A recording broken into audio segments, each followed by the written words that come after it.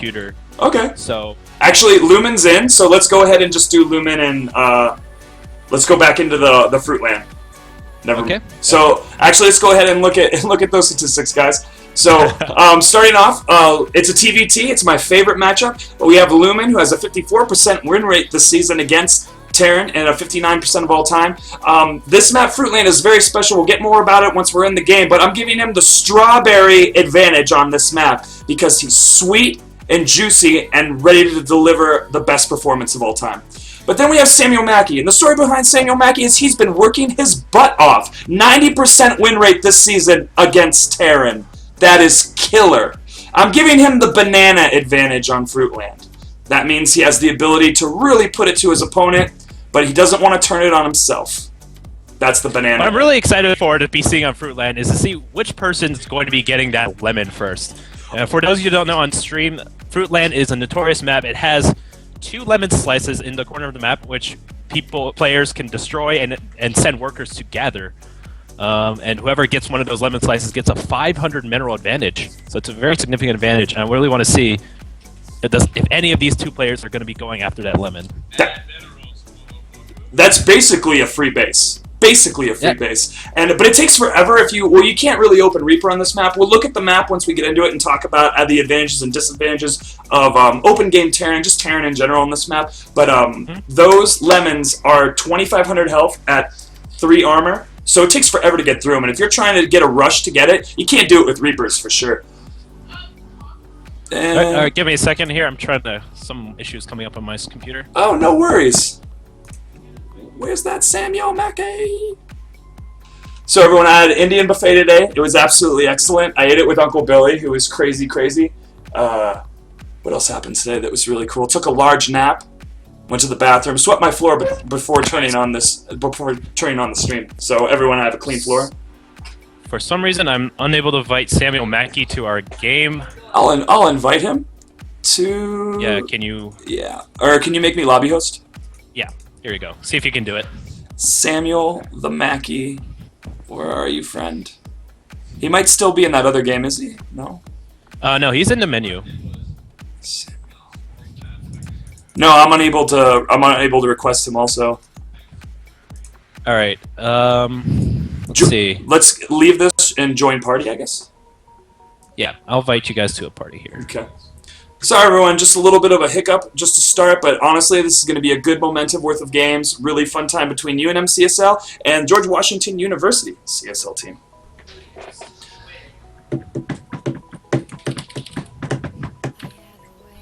Actually, let's get that music off and get ready for some fun. Here, I'll promote you to party leader to see if you can set this up. For it's still not working on mine either. Okay. And custom games. Yep. Sorry, everyone on the stream. We do have a few technical difficulties here. We're gonna get this sorted out as soon as possible.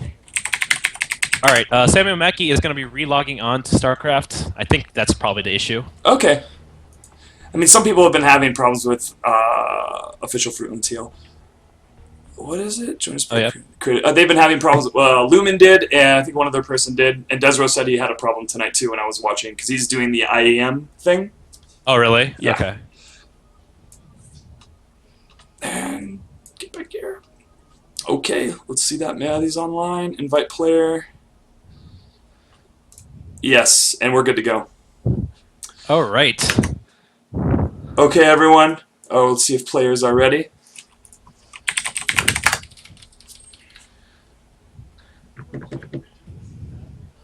This is everyone.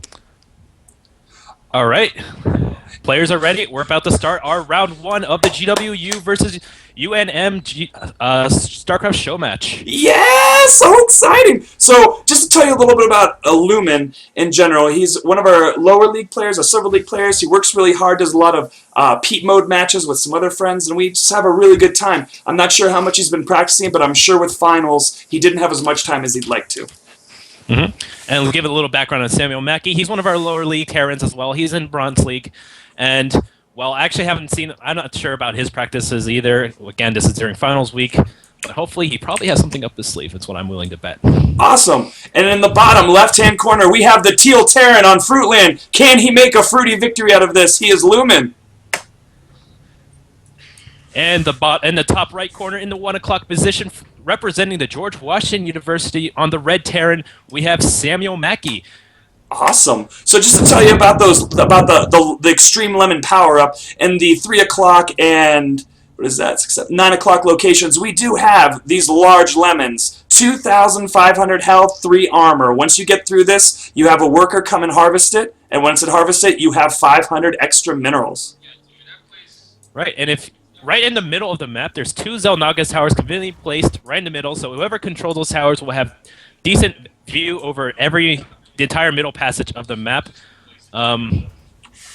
Looks like there's a very easy second expansion, quite a close third expansion. Might be a little bit difficult to defend, but on this map, be very interesting to see who was able to take that first lemon slice. And as Terran on this map, it's really hard to do a normal Reaper opening. The only way into the base, the only way into the main base is right here, around these strawberries and apples, and over here at the strawberries and apples as well.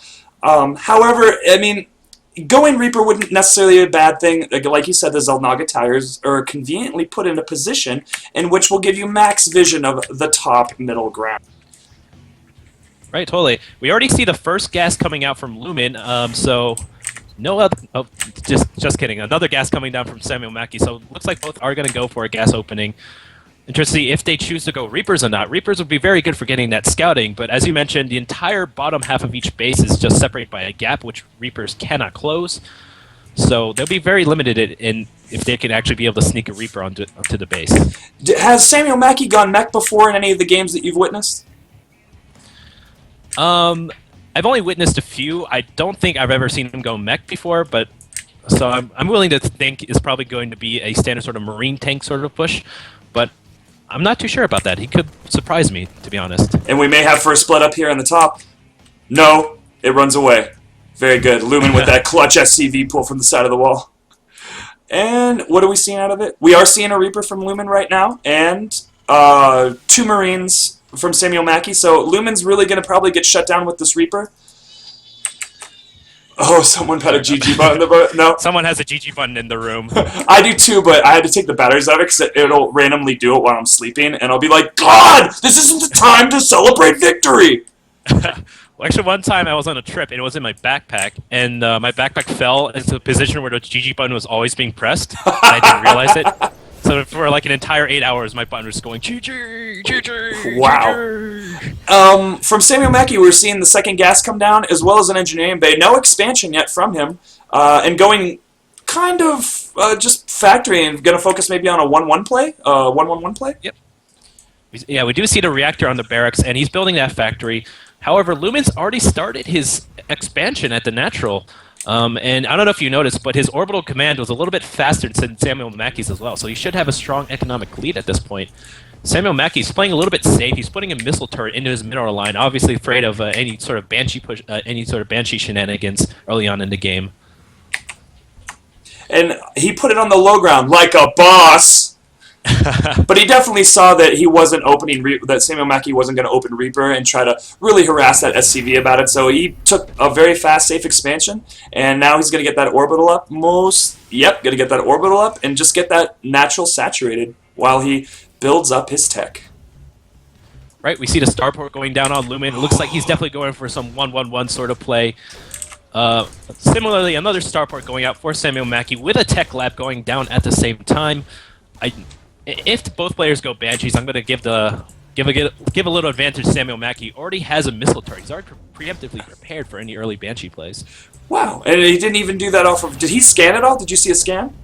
No, I didn't see a scan at all. And if you didn't notice this, Lumen is going for the lemon advantage. He has a Reaper there working down that... Oh, that Reaper is doing work. It's done about 100 damage to that huge lemon now. That's a lot from those little pop guns. You know what I'm saying? That is, yes. Those tiny little mini guns doing their work. At this rate, in about 20 minutes, maybe they'll be able to get that lemon slice. But it looks like Lumen is powering up. He's getting that stim. He's getting medevacs out. His production's pretty high. They're basically even in supply. How is the worker lead? 28 to 25 right now? Oh, I hope it's not me. Oh, good. There we go. It's sometimes hiccups. All right. No worries. And all right. We see Samuel Mackey putting down his expansion finally at the natural. He's very, very behind in terms of economy. Lumens has had his command center up for a good 2 minutes already now. A minute or two, actually. I'm sorry. it needs to get a little bit more saturated, as well as... What do you think of this play from Samuel Mackey? Quite a few Hellions, few Marines, and he is getting out a Raven. Ooh, this will be exciting. Raven. This does indicate mech, but he doesn't have the economy to really go get the tank number up if that's the case. But no, he's putting down putting down another barracks. So yeah, this is a very interesting play. I don't know if you noticed, his actually second refinery only has 2 workers in it. He doesn't have 3 workers. He's not getting that gas income. Embarrassment when he sees the VOD. And these Hellions are moving out right now. They're going to get some map control, go check out the towers. Alright, we do notice that Samuel Mackey so far has not been very active on the map. Meanwhile, Lumen's been moving around those Reapers, getting control of the towers. Finally, Samuel Mackey's going to go over there and try to contest for map control and vision. Oh, the Reaper, the Lemon right now is at 2156. Gosh, that Reaper's That's a very strong Lemon. That's a very strong. That Reaper's been working way too hard, man. And the Hellions are moving up and in. Oh no, he might be able to get caught out right over there. He takes out a couple Marines. And wow, what a good trade. Samuel Mackey lost nothing, and Lumen loses a couple of Marines to that. Oh no, there comes a Widow Mine landing right onto the Hellions. And he managed to take that with a scan. And dropping with the scan and moving in and just flame throwing this up. But he has Medevacs and he's going to pull up. And what about... He could go in the drone line. Samuel Mackey could extend... No, his stuff's really low. So that's a pretty smart move getting out of there. Smart move. Samuel Mackey managing close in, sort of taking out 8 units while losing none of his Hellions on its own. So very good trade coming from him. Good harass. He managed to take out a Widow Mine. And actually both of the Reapers are lost in that. So... Pretty good trade for him. Samuel Mackey's definitely... Well, a minute ago, Samuel Mackey had 600 minerals. He really needs to make more SCVs. That natural needs to become more saturated. Lumen, he's getting his natural saturated, getting that double... I was going to say double evolution chambers, but it's definitely an engineering base. And just chilling out. But oh my gosh, Lumen, you need to tell your workers to go back to work after they're done making supply depots. Oh no, he does. He just has 2 workers kind of chilling out there. Just embarrassment, yo. Embarrassment. No, they had a hard day's work building at the depot. They need to take a break or 2. But it looks like Lumen will be getting that Lemon advantage. He has his whole army over there just working it down. Oh no, but the Hellions are moving out from Samuel Mackey. Lumen's army's just completely out of position here. He can take out the entire mineral line. This is absolutely crazy. I mean, could the Lemon advantage have disrupted a win from Lumen? We will see. We will see. Samuel Mackey doesn't know about this so far. He's just waiting around at the tower. This is a very interesting build. A Viking and 2 Ravens? I mean, definitely... Oimit. Oh, but now Lumen sees it. Now he can get out of there. Oh, and he's harvesting the Lemon right now. Everyone, he's harvesting the Lemon! Scream! But those Hellions are just kind of looking around nowhere. Maybe they're looking for drops to stop a drop of some sort. Oh no, Lumen's got the Lemon slice, and he's bringing it back to his base. Give Lemon, give Lemon.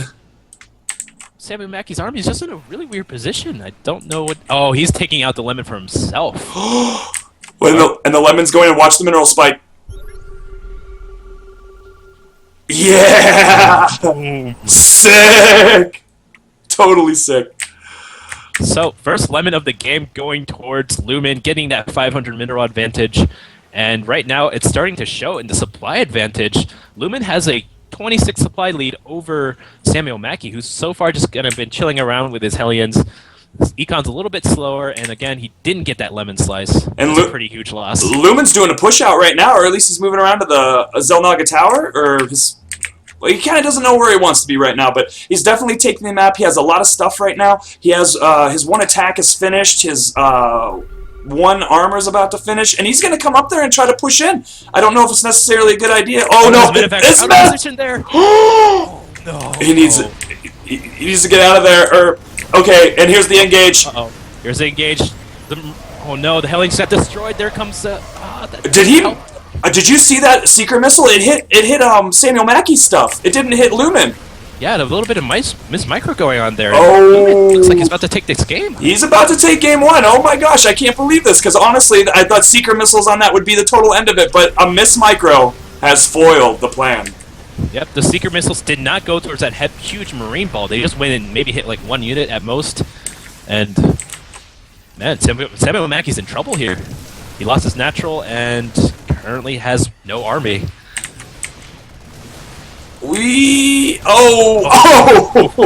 Widowmine's taking out the Hellions just as they spawn. Insult to injury, and yeah, that's basically GG now.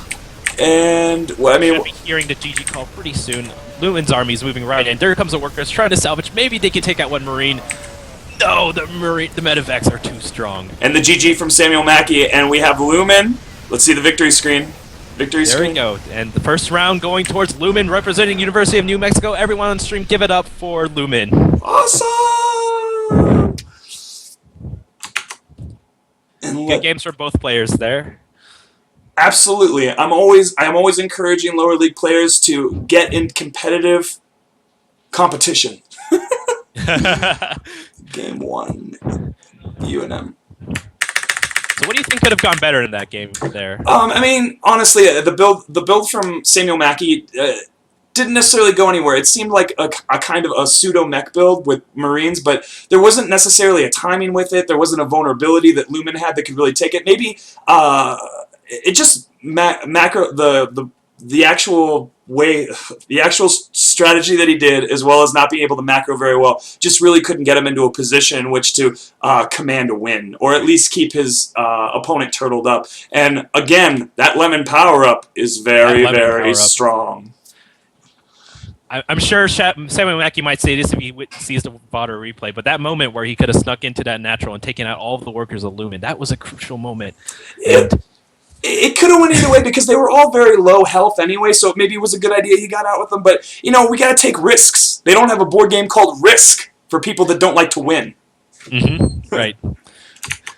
And so the next game's coming up. It's between Dr. Ted and Mode. Let's go ahead and jump into those statistics. Like we said before, Dr. Ted is really in a commanding position against Terran right now. He has a 50% win rate this season versus Terran, while Mode has a 33% win rate against Zerg. He really needs to step up his game tonight in order to take this win. And this is on a map called Habitation Station, which we will talk about as we get into it. It's not in the ladder pool. It's mostly, what do you call it? It was the Red Bull Battlegrounds, and just used as a custom map for certain organizations that like to use it. But wanted to use it this evening to kind of break up the monotony of the same ladder pool maps, because I know a lot of us are probably sick of seeing Belshire Vistage, and maybe a few other ones at that.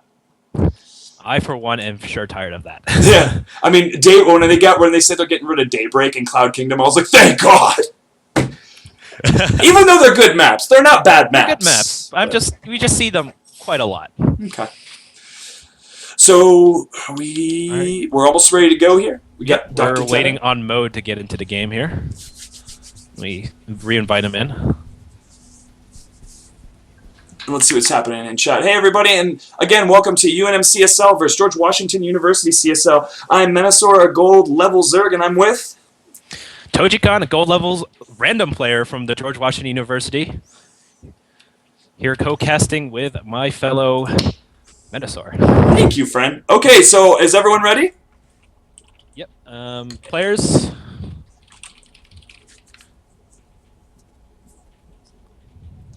And I love how Dr. Ted did the manner. We have the go-ahead from Mode, waiting on Dr. Ted. I love the manner from Dr. Ted. Is purple okay? Can I have purple? Do you want purple? But it seems Mode's partial to the red. Right. I just want to imagine what would happen if Mode said, no, I want purple. I want to see a fight break out already. A big fight. And no, Lumen, sorry, man. I just don't want anything. No. Can you kick Lumen from it? Sorry, Lumen. Watch from the stream. Get me some ad revenue. Even though I don't think it works out that way unless you're a partner. And he's ready. Everyone's ready. We're ready. We're about ready to start. And starting at in 10 seconds, we have round 2 of the George Washington University versus the University of New Mexico CSL show match. Yeah! So exciting. So to talk about this map, so each player has an option with their third. They can either take a standard regular third base, or they can go for a gold base. But by taking that gold base, they're expanding closer to their opponent. That gold base is actually in a very precarious position. The gold bases are right near each other. I'm pretty sure a lot of air units can attack and harass the other gold base very easily. I know for a fact, just watching from the Red Bull Battlegrounds, that Protoss Tempests on this map are just deadly. And you were there for the Scarlet Bomber game. I was there for the Scarlet Bomber game, and that game was absolutely off the charts insane. OMG. So in the top right-hand corner, we have the purple Zerg. He is Dr. Ted from UNM CSL. In the top left corner, in the 9 o'clock position, we have the red Terran representing the George Washington University. We have Mode. Everyone give it up for Mode. Woo! So, okay, like we said before, there are these 2 gold bases that can be someone's third, or if you're really ballsy, you could be a Terran to go there. But as a Zerg player, this is very... to take this base, you would have to go Muta, and then use the Mutas to punish the Terran, or just at least be able to defend it, as well as being annoying to the Terran if they decide to take the gold. Right. Another thing is, if the Terran manages to get a good siege line right there underneath the gold base, he can actually siege the drone lines right on the Zerg minerals. So it kind of goes both ways for both of them. If whoever basically gains map control gets a definite advantage over this map. And I think that a gold base really benefits a Terran. Terran goes for, I mean, in the ZVT matchup, it's very typical for a Terran to go, mass bio, and just having those extra minerals can make an extra production facility, an extra reactor core, to make those extra Marines to really keep up that macro momentum of bio. I do agree. I feel the big thing that Zerg wants is mostly gas, not so much the minerals. Minerals will definitely help a lot, getting out zealots and getting out more hatcheries, but I definitely want to be getting towards that 10 gas sort of huge heavy macro build. All right, we see this fast expansion already coming down for the Zerg. It's pretty early. It's going to be a 14 hatch, no pool. Meanwhile, looks like the Terran's also going to go for a CC first build. It's going to be a 15 CC, both players starting with a fast expansion. Ballsy on the low ground. Oh my gosh. I mean, I don't play Terran, but if I was a Terran, I would be scared to put the CC on the low ground at any given point in time, because even a scout could make it completely hard to if a Zerg scout comes in, for a Terran, it's really hard to defend that, like sending another SCV down to make sure it gets done and to protect that SCV. Definitely a lot of harassment can be done to that SCV on the low ground there. Good thing, actually, that the Zerg didn't, Dr. Ted didn't actually send in a scout, so he's not able to do any harassment there, but it could have been a pretty bad situation for Mode, especially now that he's walling off the ramp to his main, not the ramp to his natural. So his low ground CC is completely exposed right now. And Dr. Ted sees this. He has his Overlord in here doing diligent early scouting to see what he should expect. Would it be a Reaper? But actually, he will see that it was a CC on the low ground first. And we do see that gas come down from Dr. Ted, and with his pool, and he's just gonna, get that speed relatively quick, maybe take his stuff off, or maybe he's gonna go straight to lair. We'll see. I mean, both these players, an economic opening. A very economic opening for players. Do you think the Zerg is going to be taking that third expansion at the gold? I don't think so. I really think he's getting gas right now, and it depends. Will he stop? Is he going to stop right now? Is he going? He's continuing.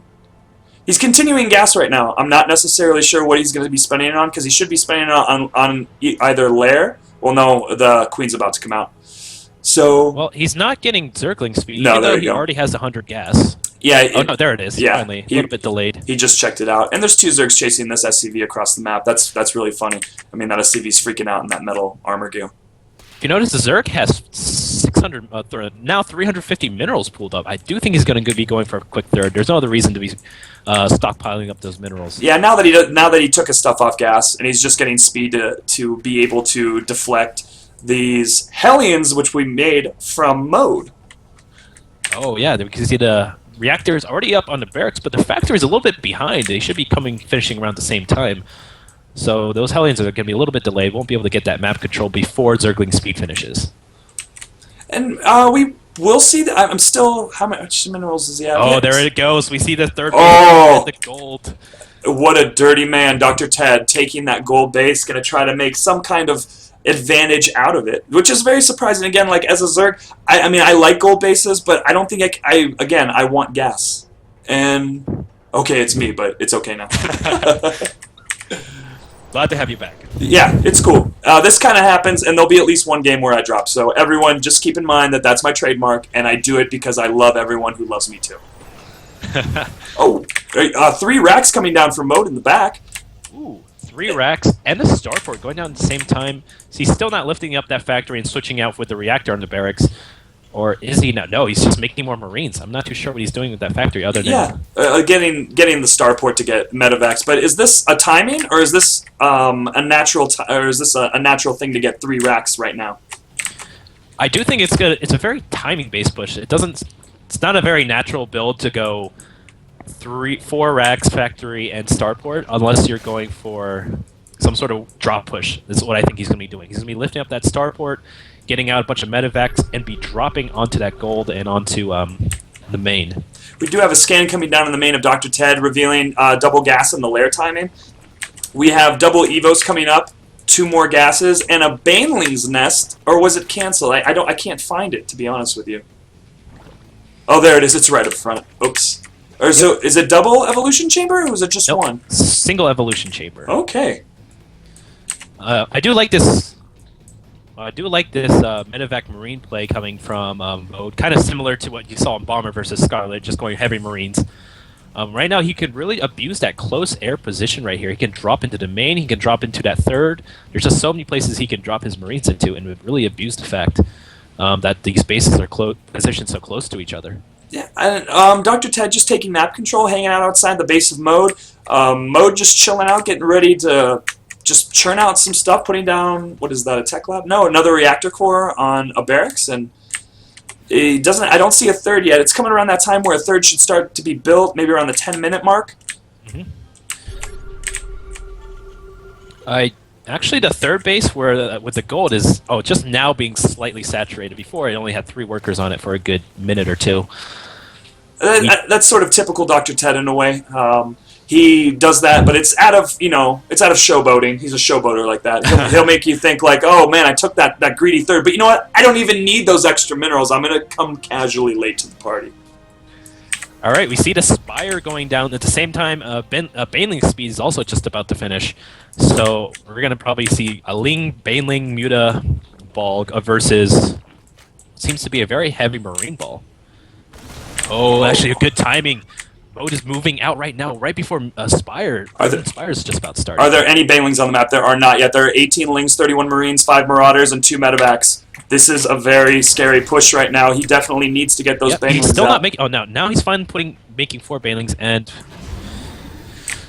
dropping in the third of Dr. Ted's Mode, and he will take out this Queen and maybe take out some drones. 1 drone. 14 Banelings are being made right now. And the Baneling speed is finished, so he's probably going to catch them out of position Mode. Can he spread out good enough? Oh no. Baneling's being wasted onto Marauders. Oh! Managed to take out the Marine ball. Takes out most of the Marine ball. 4 Marauders left, 3 Marines, and a stream of an ant line of Marines coming up to take out this third.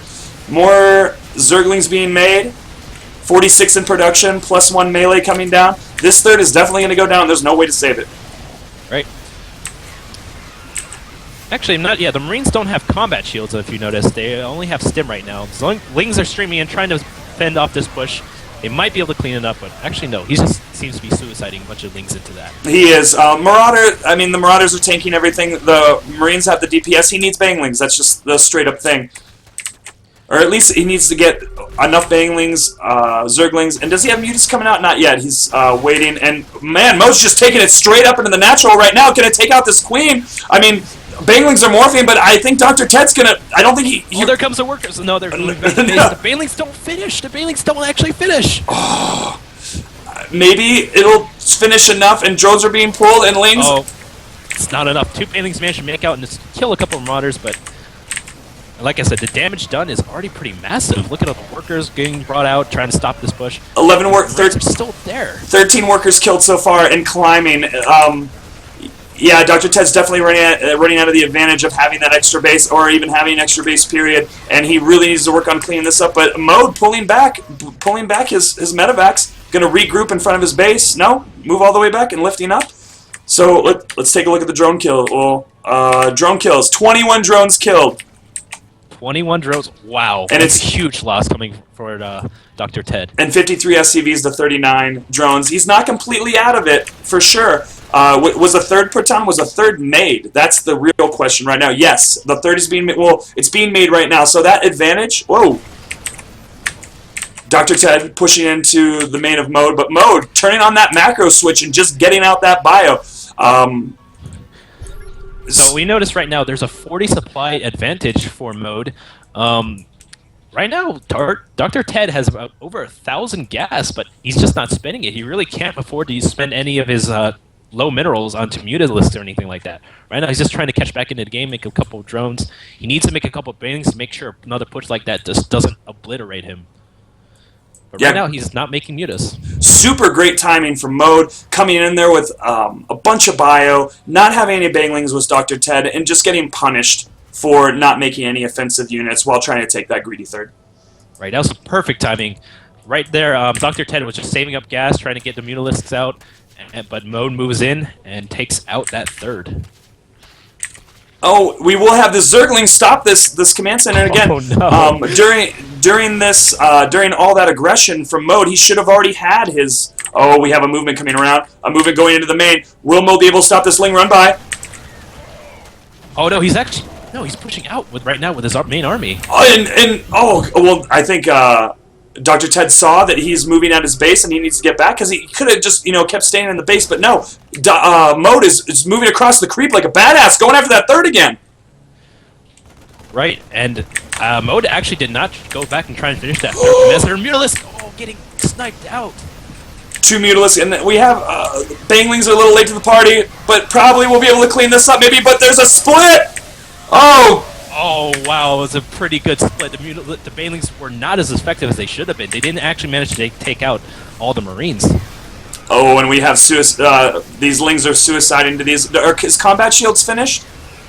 No, Combat Shields is still not finished.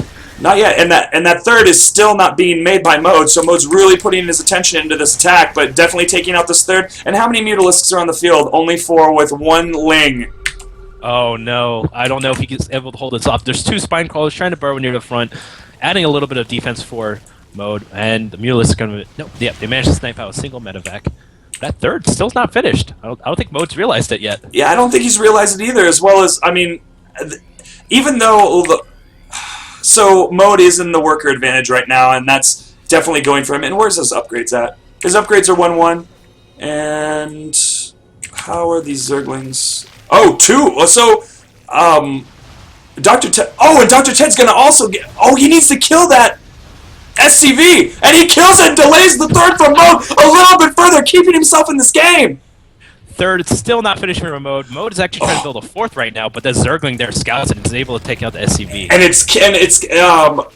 Mode tried to put in a sneaky 4th and Dr. Ted got the cancel. But Mode is moving across the map. How many Banglings are around? Let's see. 7. 7 Banelings. There's a pretty good... Oh, man. The Banelings doing massive damage on those Marines. Take out most of them. But there's just not enough. These mutas got to get out of the way. They can't attack these straight on. And he lost a few mutas there. And Mode, feeling ambitious, when he pulls back, Spine Crawler to the face. Oh, there comes a reinforcements from Mode. He might actually be able to clean this up if he goes right into that. Those 2 Spine Crawlers will not be able to stop this many. Let's just hope that these Marines didn't see that base. Otherwise, no! Mode did see the base. He's going after the other third. Oh, no. That last third for Dr. Ted gets taken out. Dr. Ted is in danger here. Mode finally has his third base up, and it's at the goal, too. And he's getting situated there. He's getting missile turrets, making sure mutas can't harass effectively. Dr. Ted's a little bit of trouble here. Oh, and he's morphing 3 Banglings right now. It's a little too late. I really think that Mode's momentum is built up, and he's going to just pour right into this natural. Does he have combat shields yet? Still no combat shields. And he probably honestly forgot to research that. And I don't know if you also noticed a little bit of base mismanagement here. His starport is not attached to that reactor. The starport's just sitting there on itself. Embarrassment and guilt will ensue upon him. And Oh my god, look at that mineral line on his main. All those workers just sitting there, just chilling. Oh my gosh, that's crazy. But now he's noticing it. Everything's cool. And a little engage in the middle with some Zerglings. He only has 3 banelings out. He just needs more banelings. He can't fend this off with just a couple of lings like that. That's a pretty huge ball of Marines. Oh no, he's morphing in just as he's moving up. Stim. Oh! One of them finishes. But it's definitely not enough. And Mode keeping up his momentum and just moving up that ramp doesn't care. He walks on creep. He doesn't research combat shields, and he is a badass. Yep, he's just walking in. Doesn't even care about the queens. Doesn't care for the spine crawlers. Just I'm gonna take this all out. I'm gonna take this game right now. And the GG. There's the GG. Dr. Ted. Mode taking game number 2 for George Washington University. Everyone on stream, give a round of applause for Mode for a very clinching victory over Dr. Ted. Very good play from both players. Dr. Mode managing to take advantage of Dr. Ted's lack of baneling count early on, moving in right at the perfect time, right before Mutas came out, takes out that third, and just takes control of the game after that. Definitely tell him he's a huge badass for walking on creep and not having combat shields. You know what? I think he did that on purpose. He's like, I don't need combat shields. I can take this on myself. Oh, let's see what's happening in chat right now. Just seems like everyone wants banelings. We are hearing stream is laggy. Stream is laggy. Stream is laggy. Maybe this will be better. So okay. During the next match as we start, please tell me if it is if it does do that, and then I will ask you to maybe turn off your webcam. Maybe that's probably it. Okay, I can turn it off now if you want to try it out, but I may want to lower. Yeah, actually, well, before we go, we'll turn it off. And it's extremely laggy. Star Station.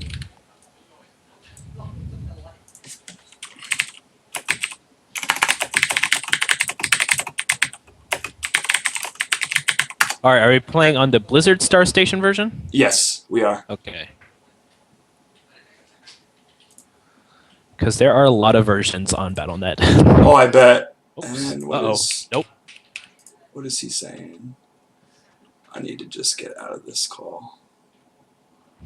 And then... Where is that? Okay, so let's just go ahead and jump right into some statistics. And where's game 3? Give me a second, because I decided to join a game instead of creating a game, so I'm now playing a match against Nicholas. Oh, that's awesome. Let me know how that goes. All right, so this is a PvT. Cat Whale, Protoss player, 69% win rate against Terran this season, 58% all time. And because Star Station is an older map as well as a new map, on the new map, he has a 75% win rate on the decapitation of those 2 extra cross-spawning bases, and 40% on the full-fledged Star Station. And Gloob, the man Terran, he has a 48% win rate against Protoss this season and 50 of all time. And on Star Station prior, he had 38%, but with the new map, he finds the disembodiment of the map at a 45% win rate. And yeah, Star Station. It's the man. I like that map. I mean, I like that and Derelict, but again, Zerg players like open areas. And Yep. really tricky expansions that you can't really easily scout. What do you think about PvT on this map? PvT on this map.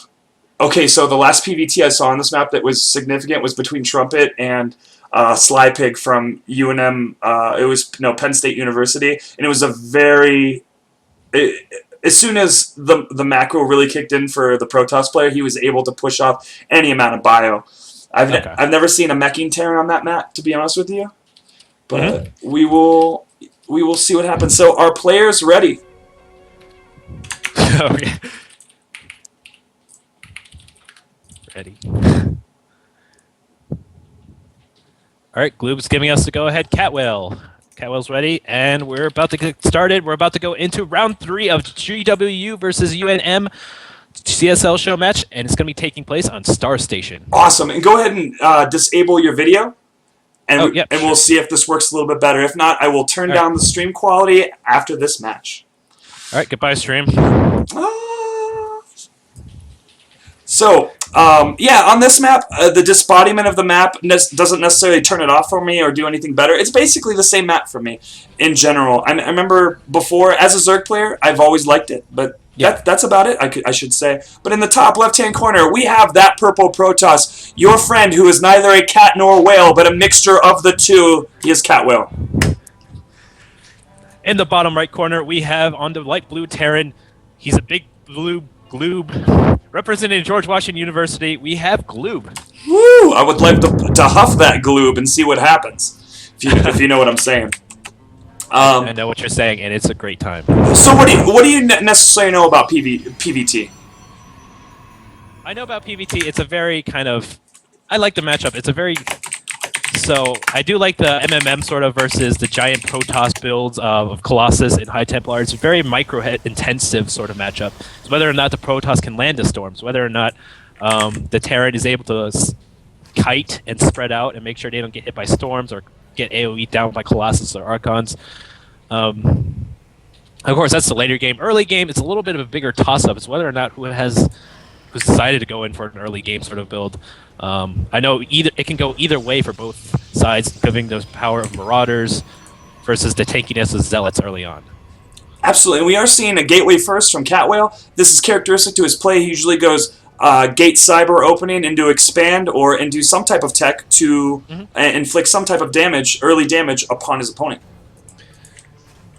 Gloob actually went for very, very fast racks and gas. I know, knowing Gloob, he likes these very unorthodox builds. So I'm willing to say he might go mech. We might actually see a PVT mech build, which are pretty rare, and I would really like to see how that goes. And I'm liking this building placement from Gloob. When you're a Terran against a Protoss, you don't want to put your buildings against the side of an edge where Blinkstalkers... No, you don't. Or Blinkstalkers can snipe out depots, because that can, snowball into just a horrible, horrible thing. And yeah, very smart move from Gloob. And looking at this map, it's very wide and open, so a lot of room for maneuvering, a lot of room for just a lot of good plays being made here. A lot of Xel'Naga towers on the map, giving you quite a good sight over the entire map if you manage to control all 4 towers. I always think that all those towers do for me is show me who's taking that expand. Or does it even make it that far? Yeah, it does. It does. It does show you the top corner expand and the side expansions, so you'll be able to see who's trying to sneak a 4th. We do see this Reaper opening, and he has it queued to check for proxies. I think that's cute. Oh, we see... I do think Cat Whale's going for an early pylon at that Xel'Naga tower very far in the far right. Yes, it is. It's a very, very early pylon. He doesn't even have cyber. He doesn't even have warp gate. Yeah, and he does have two gases right now. He does have that mothership core. I think it might be a proxy oracle. Oh, I would love to see a proxy oracles in this match. It's definitely punishing. I mean, Terrans have a really hard time getting it off, and really with that speed boost, it's ridiculous. Oh man, it is. We are going to see a Stargate going down right over there. Gloob has no way of knowing this. His Reaper did not scout that out, but he might know right now with that Reaper if he sees that the warp gate hasn't been researched yet, or the lack of units in the main base. As well as that third pylon is just a little bit late in the back, so yeah. We might have been able to count pylons, might have been able to know, but he just has his Reaper chilling out at this Xel'Naga tower. He needs to really look for this. It's gonna be able to really punish him. But we do have a 1-1-1 and a 1-1-1 coming up, and as well as his Gloob's natural expansion coming up on the high ground. All right, we do see a Widowmine coming out. Oh man, it's burrowed right there in a perfect spot right now. If the Oracles walks through that, he's gonna eat a massive blow. Massive hit. That would just totally make Cat Whale extremely sad. Right. Let's see if he decides to go straight for that mineral line, or whether or not he's just gonna try and sneak around or go straight to the base. He was chronoing out the Oracle, but it'll be done just momentarily. Let's watch this poppage. Right. We see the natural expansion going down to natural for Cat Whale, and there comes the Oracles. Oh, it's gonna be going around. It's not gonna be going through where the Widowmine's located. Cat Whale, I'm in suspense. You know it's there. Is he making another one? Yes, he is making another one, and here it comes. And let's see how fast the reaction time is. Yes, pulling drones. Very good reaction time. It's going to go move right towards the Widowmine. Will it chase after? And yes, it's in range. Will it? Oh! Oracle taken out by the Widow Mine. Taken out by the Widow Mine, but also being able to snap 7 kills. And the worker, he's in the worker lead right now, 29 probes to 17 SCVs. And where is that second Oracle? There it is by the natural, noticing there's nothing there, and moving over back to the main. Right. The Marines are still there at the front. They're not moving out to try and defend against his Oracles. Oh no, it's right there. No, okay, good reaction time. Oh! I mean, his Cat Whale didn't activate his overcharge fast enough for his... Oh, but loses the other one, too! Oh my god, he just walks right over that Widow Mine. Widow Mine takes it out, and he forgot to turn on the Photon Charge. I don't know what the spell's called, but he forgot to turn it on. Yeah. And so it didn't actually attack. He just stood there with the mineral line. And Warp Gate is coming up. Oh, Warp Gate's been finished, and now Cat Whale's warping in quite a few gateway units, some sentries, getting his natural expansion online. Pro count's looking good. He's spending his money efficiently, getting his other 2 gas, and probably gonna... He's taking the map right now. Gonna check that Zelnaga Tower. Probably take out that Reaper. Yeah, it looks like Gloob was actually set a little bit behind by that. He has 500 minerals stockpiled up. He's only now starting to make units out of those factories, getting out a couple Hellions. So far, his production on army value has not gone up really much. He still has those same 4 Marines. He does have a couple Widow Mines, but he hasn't really been making anything while those Oracles were harassing him. And he is putting down 2 bunkers. He's afraid of a bust from Cat Whale right now, and really he needs to focus on making those SCVs, getting that natural saturated, just spending his money right now. And what is he getting? Widow Mines and a tank. Widow Mines and a tank. Oh, we are probably going to be seeing mech play now. There's a lot of Hellions. Tank coming out, and no more Marine production, actually. He's switching out the factory for the reactor, so it's going to be a very mech-heavy play. We're going to be seeing a PvT mech build. Now, it's just a matter of whether he can survive this push that seems to be coming from Cat Whale. That Stargate's actually been pretty useful now. He's making out a couple more air units. He does have another Oracles out, and looks like he's going to be pushing in a little bit. I definitely... I mean, there's really nothing in these bunkers, not a lot of DPS, but it's probably going to scare Cat Whale enough to get back. And really, a tank's going to make anyone go back in general. Right, that tank is sieged up and ready to go for any push. And the Widow Mine there, too, of course, defending the bunkers from any Zealots. I don't think he's going to go in for that. But the Reaper at the Zelnaga turret is going to spot this army. And Cat Whale's using that Oracles for the detection thing. That's kind of a waste of energy, to be honest. Yeah, well, he needed to do it to be able to see the Widow Mines on the front of the base to see if there were any. But really, after he saw that tank and he knew it wasn't worth it. He has a certain economic leave, and he may be doing a 2-base timing. Right now, he has 4 more gateways going down and a Twilight Council. So we'll definitely see what tech path he decides to go past this gateway composition. That Stargate is just kind of sitting there. Gloob doesn't know about it yet. He still has not seen that proxy Stargate, but he is prepared. He has a couple missile turrets on the edge of his base right now, able to spot any Oracles that tend to backdoor through during any push. And Cat Whale just scouted the base of Gloob and saw the 3rd Command Center coming up. 1 engineering bay. Is there a double engineering bay? No, but he definitely knows that it's going to be somewhat of a more mech composition, and he's getting ready for it. And Gloob needs to take that 3rd, and this is about that time to do it. So this is a very good 3rd timing from Gloob. Right, he's putting out another factory. He's definitely going for that heavy mech play. He's already researching Infernal Pre-Igniter for the Blue Flame Hellions. He's still making tanks. He's got his 3rd base up. It looks like he's just going to land it up and take that 3rd right around the same time that the 3rd goes down for Cat Whale. And we have Storm researching right now. The Templar Archive has been put down, and fear should be surging through certain people in America. All right, the bunkers are being salvaged now. It looks like Gloob is pushing out with this 3-tank couple Hellion build. I hope he actually sees that proxy Stargate. I think he really needs to take that out as soon as possible, or else you might see a couple of Oracles just show up randomly out of nowhere. It would be embarrassing after game at social events. Remember that Stargate you never saw? Oh, you know we'll never let him live it down. Yeah. And he's had multiple Reapers on the map during this time. Is it just 2 or just 1? I think he had 2, right? Yeah, I think he had 2. So 2 Reapers, not seeing it. That's cool, but it's not being made. Nothing's being made out of it. No real fear of Void Rays, but fear of Storm should be in the heart. We hate AOE. We hate it. Oh, I see a Ghost Academy. Do you see a Ghost Academy? He's already researching the starting energy. He didn't research Cloak, but he is getting the energy for Ghosts. So we're gonna see some Ghost mech play. This would be pretty cool. If we saw nukes, I would scream.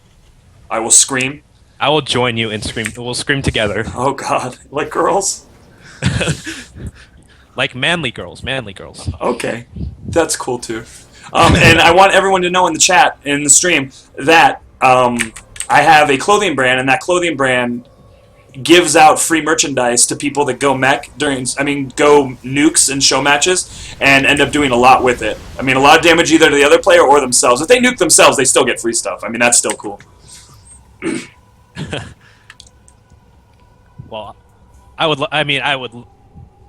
love to see him nuke himself. At the same time, I don't want to see him nuke himself. So. Oh yeah, but I'm just saying, like, it could go for either player. I'm definitely not saying that GW needs to do that. And we're UNM and GW are all evened up right now. So I mean, with these later matches, there's going to be tons of pressure. Who's going to be able to take the lead and set it up for the next players? Yep. So there's actually an observer right located at the third. He's going to see He's actually going to be able to see the army, and another Oracle just taken out by the missile turrets. Catwhale was not paying attention and walked in Oracles right through 2 missile turrets. It just gets taken out. But Catwhale is definitely making the composition to battle a mech army. He's getting Archons. He's getting Immortals. He knows that, well, in general, when you're a Protoss player, if you have a lot of Immortals and the Archons in the front, you just tear up mech like it's nothing. It doesn't even matter. So I'm noticing something. That Observer is positioned in a way that he doesn't see the ghosts in Gloob's army. So he might not actually know if Gloob has ghosts or not. He should expect it. It's a very natural thing. Oh, and look at Tricky Catwhale getting that 4th. But we also have a 4th command center down in the base of Gloob. And we have another Hallucinating Phoenix coming in to give a look at the composition. He definitely sees those. He sees the Raven and as well as those ghosts now. And the whole army of Gloob was selected for a moment, but not anymore. So he's going to be content to chill. I really think Gloob has the advantage right now, or did at least a few minutes ago with the mech composition he had. He should have picked away at that third and not allowed Catwhale to maybe trade out or maybe have to keep a momentum going so he can't get all these Archons and all these Immortals. Right. Looks like this game's just, both sides are just kind of sitting there building up their armies. We're probably going to see a big clash of 200 armies against each other. Actually, it looks like a drop in a Warp Prism coming in from Catwhale, going straight for that natural of Gloob. And he's probably going to be able to pull it off. Gloob does not have any vision on this. Yeah, this Warp Prism could be terrible. And because basically what you do against a mech player is you punish the immobility of a mech player. And it's coming down to a place where turrets won't be able to stop it. It's going to take a while for his army to get back here. No, the Warp Prism's just sitting there. It hasn't done any. Oh, no, now, finally, okay. We see it dropping out, and he's going to start warping out a couple of Zealots. Good reaction from Gloob, moving those SCVs away from that deadly Archon. And giving Gloob enough time to really... Oh, but one Zealot runs by, 2 more Zealots, or they're dead. This would be a good time for maybe Catwhale to get into position against this third, a double-pronged attack, but choosing to stay back at his base. I'm not too sure if that's a good idea for Catwhale. Right now, well, actually, he has a lot of Immortals. Those are 6 Immortals. I'm not too sure who would win in a straight-up fight, to be honest. So right now, the worker advantage is definitely... and Gloob's running across the map. I mean, worker advantage is in Catwhale's position, but we have this move out, and it's very, very scary. But we have tons of Immortals. And there's an upgrade advantage for Catwhale. Catwhale's sitting on 2-2, while Gloob is still sitting on 1-1. And a buttload of minerals to top that. Nearly 2,500 minerals Catwhale is banked up. But Gloob is maxed right at this moment, or very close to it. And he's just going to maybe try to siege this area. But again, a lot of Immortals. There's so many Immortals here. Right. I'm loving it. I see the Thors coming out. Some Zealots are actually in the bases of Gloob taking out workers. And the third... Oh my god, look at all the workers being destroyed at the third. Gloob's not responding to this. Oh my gosh. And Gloob's getting out there, but Gloob is moving in. He just scanned. Now he's going to probably put the siege here, but he's not sieging quick enough. He's not sieging at all. Here comes the gauge. There's no siege. Oh, perfect storm landing right there on the main ball. Gloob's moving in, but wow, the army of Catwhale just taken out. wow, it Wow. doesn't even matter. It's disintegrating. Oh my gosh, there weren't enough Archons. He's dropping the storms as well as he can. But I don't know if it's going to be enough. He's probably going to lose this natural expand, or this third. Right? Wow, that was amazing. He didn't even siege his tanks. He just walked in and just takes it. Oh, here comes The Void Rays. This is where it all changes. There's no anti-air right now from Gloob. And Gloob is turning around. I would snipe that. It's just snipe it. He knows he's going to lose everything. Oh, wow. What a perfectly timed tech switch from Catwhale, switching into Void Rays right as that push hits, managing to save himself from losing his third. And honestly, the army supply is in favor of Gloob, but with this air superiority, he's going to need Vikings or at least more Thors. How many Thors are on the field right now? He has 2 Thors on the field. And 2 on the way. 2 on the way. We do see that there's only 3 Vikings out, so Thors might be able to take it out, but there's also pretty... Well, I mean, this is actually quite a small army to be pushing into. I'm not too sure if this is a good idea for Catwhale. Don't those Collector's Edition Thors look just sick? They look absolutely amazing. All right, we see the Widow Mines going in, right where the observers are, and 3 missile turrets going down. Catwhale should probably either try to attack now, or else those Void Rays are just going to be obliterated. Oh, we did have a Hellion run by at the 4th, but it seems that everything is okay there. Let's take a look at the workers killed. Oh, look at the 3rd. He's actually in the 3rd as well, and he's taking out quite a lot of workers there. Oh my gosh, there's a lot of workers being in, and Catwhale's moving in. I'm not too sure. The missile turrets actually managed to finish in time. The Thors are just doing work on those Archons and Stalkers. Oh. Oh. Actually, let's see about this. The battle of the Thors versus the Void Rays. Who managed to take out who? Definitely the Thors. The splash from those multiple Thors. And honestly, this Hellion run by has been absolutely disastrous. We have 41 workers killed from Catwhale. Oh my gosh! I mean, 44 workers killed. That is. When did all this worker killing happen? He actually managed to kill the 3rd workers, and he moved into the natural and got 2 Hellions that had 20 kills each, just destroying all the worker count for Catwhale. Oh my gosh! And Catwhale not sitting on any bank, a bank of gas, but not necessarily minerals. And the Terran player having a bank of minerals and no gas, naturally going mech. And now Gloob is putting up an obscene amount of missile turrets because he doesn't want to have to turn around again. He doesn't want to have to deal with those Void Rays again in his main base. And he does have a 4th and a 5th coming up right now. He's getting gas like nobody's business. Actually, looking at the worker count, both worker counts have now equalized. Of course, Catwhale doing lots of damage at the 3rd of Gloob doing those Zealots, and Gloob doing tons of damage with those Hellions. So right now, the economies of both should be just about slightly equalized. A little bit advantage of Gloob because he does have his 5th base up, but it's not currently mining. Yeah, very back and forth in general. I mean, Catwhale deciding to go Void Ray, Archon, Stalker, or maybe he's just put into Stalkers. How old are these Stalkers? No, they're very new. And he's on 2-2 right now. Is his 3-3 coming in? No, 3-3 hasn't been started yet. Actually, the Thors are now... Yeah, Gloob's army is now hitting a 3-3. So... Oh, and actually 3 attack, 3-2. So he does have the upgrade advantage. He's already researching the armor plating 3, so he is going to be sitting on 3-3 very shortly. And we did have Zealots coming into one of the 4th or 5th base of Gloob, making that orbital have to lift up, and now he's killing off those refineries.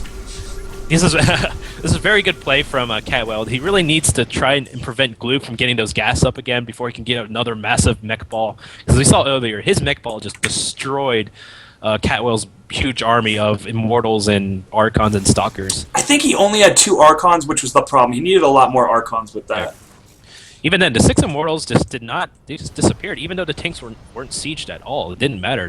That Gloob's army was just massive in that situation. And Gloob right now has the advantage. Oh, what kind of advantage? He has the upgrade advantage. Let's see, army advantage. He definitely has this. I mean, this is definitely a window where he would want to get in there. His 3-3 army is going to finish right before Catwhale's 3-3 will end. And again, more of these Zealots coming into the mineral line of Gloob. Nope, they get cleaned up quite quickly though. They do manage to do a little bit of damage though. I'm not sure if this is enough. However, the worker count is now heavily in favor of Catwhale, who's just been chronoing out workers constantly after losing all of his workers, while Gloob is still sitting on 34 SCVs. He's not been making new SCVs.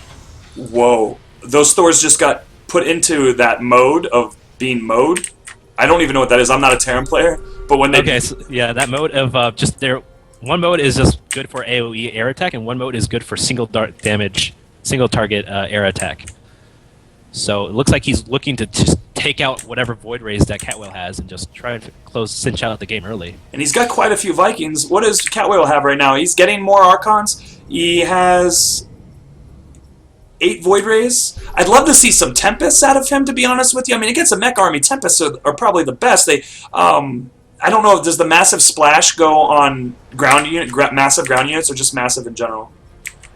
I'm not too sure about that. I think the splash is not going to be enough to hit like multiple. Like it's not going to be like against Marines or anything, but it should hit a significant portion of this army.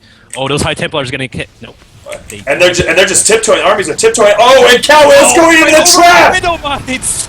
Oh my God! Beautiful play from Gloomnate, taking out the majority of Catwhale's forces who just walked right over to Widow Mines. Just almost for free even, but let's see this engage. Void Ray's making work of that top air, and it looks like this is actually working. Catwhale's supply is staying higher than Gloob, and Gloob is losing his mech army. Oh, at the same time, Zealots everywhere, and Gloob's third. Gloob is just getting dismantled right now. His army's being destroyed. His economy is in shatters. And looks like, wow, Catwhale's able to fend off this massive push. Gloob is now on the disadvantage. He does have that other base going down. He has another orbital coming down. But man, Catwhale on top of his bases has a 5th base right now, and I don't know if the momentum. I think that he has a momentum right now, and he should take advantage of it. I mean, he's looking around with Zealots more and finding that other base. But he knows what's up. Oh gosh! And do you see these stalkers and High Templar morphing by the more north base of? Yeah, I see that. Oh gosh! And, oh man, he's gonna be pincering down Gloob's army, and Gloob cannot lose that base. That's his last main mining base right now. And yeah, he just evacuates it immediately. Gloob evacuates immediately. He's definitely needs to macro up just a little bit more to get some more stuff out. But I don't think he's gonna. I don't really know what's gonna happen right now, to be honest with you. This could turn around for Gloob, but I'm not necessarily sure. The problem is Gloob has virtually 0 income right now. The economic damage that Catwhale managed to do onto Gloob was just too much, and he did not recover from that. He didn't make more SCVs. He wasn't able to secure his 5th base. And right now, Gloob is sitting on a pretty huge income lead. And Catwhale not taking care. Oh, losing these units over here for free, but doesn't necessarily. And another Zealot warp in. And this is probably the first time that Gloob figures out that there's that pylon. And oh gosh, God, the embarrassment. He finally realizes that Proxy Stargate 30 minutes into the game. But does he take care of it? He's running away because there's more units coming in from Catwhale. And those comes the Vikings lifting up from the ground, wiping out those Voiders. Wow, he managed to turn this around. For sure. Look at the supplies. They're almost even. Catwhale having a little bit of an advantage, but I think most of that is actually in workers. Right. He has so many workers out, but his army is just not that impressive comparatively. Oh, all right. Look at this. Look at the supply production. Do you see what I'm seeing? I see what you're seeing. This. Oh my God. Carriers. When yeah, someone just wrote in the chat, GG, well played when they saw the carriers. Oh, I hate carriers. Oh my, carriers. Well, I mean, at least Terran... Oh, wait a minute, there's another skirmish happening over here. More Zealot Warpins. I mean, and Gloob is keeping that pylon up by that other base. Oh no, Gloob, what are you doing? He needs to take out that pylon. That pylon's been warping Zealots and been hitting all of his bases the entire game. He needs to get more money. I mean, right now. I mean, let's look at his income tab. Steady, but 36 harvests to 73. Ugh, it's not working out. Oh no, there's the carriers. I think Gloob is actually turning around with those 4 Vikings to finally finish off that Stargate pylon. He really needs to take that out at this point and secure that 5th. Yeah, here we go. So now he's taking it out at the 34-minute mark in this game. And man, a 34-minute mark game is very exciting. Everyone, a moment of silence for the best proxy, longest-lasting proxy I've ever seen. Too good. He should have made a carrier out of it. That would have been totally boss. Maximum. That would be maximum disrespect. Just a proxy carrier is coming out. Maybe another show match for sure. But Okay, so I don't know if Gloob knows about these carriers. He just scanned by the 5th base of Catwhale and didn't see anything. And the Mech Army's just kind of posturing in a defensive position, and he's trying to get up that other base in the south of the 12 o'clock location. Right. Actually, Catwhale says he's going to put on another proxy pylon in that same general area. He looks like he really needs to keep on that pylon to do that economic damage. He really wants to keep preventing Gloob from taking on that 5th or 4th base, because he knows if he manages to keep Gloob on the back burn right now, he can just walk in with those carriers and just take the game with his superior economic advantage. He is giving him a lot of time right now. I really think that, well, I mean, honestly, the game I believe is over, but I may be wrong. With these carriers, he maybe should have gone in earlier, and now he sees the carriers, and he's probably a little bit scared. Yep, looks like... Oh, no, Gloob is not going to try... Is he? I don't know. He's... a bit of a hesitation going on there, but he's setting up the window mines. Maybe he's going to set up another trap, but those are observers right there. He knows the widow mines are there. And he did lose that base. That was one of his only mining bases left. He's trying to take another one. However, that pylon's going to spot it, and there's going to be pesky zealots there to stop the fun of Gloob. Catwhale actually warped in 2 High Templars on the high ground at Gloob's 4th, and he looks like he did land a storm. Oh, he landed 1 storm. Oh, I wish we would have saw it, but... Oh, there it goes again! And he storms, and they die! And they evacuate. Oh. And the carrier's moving in. And here's the engage. Down the bottom. And Catwhale's actually on the retreat right now. He's going to turn around and try and duke it out, and... so much is going on right now, but the widow mines are what Catwhale's afraid of. He knows if he walks in, he's just going to be wrecked by those widow mines, but the interceptors actually triggered the widow mines. My god, he managed to take down all of them. It is the counter to widow mines. And here we go, the push in. There we go, the final engage, but there's a couple of Thors just sitting there hitting the interceptors, but there's too many stalkers, and they're going to maybe be able to clean this up. 3 Thors left, and the GG well played from Gloob. Game 3, going towards Catwhale. On the UNM CSL team. And chat, how was the lag? Did the lag get better? Did it stay the same? Should I change my settings?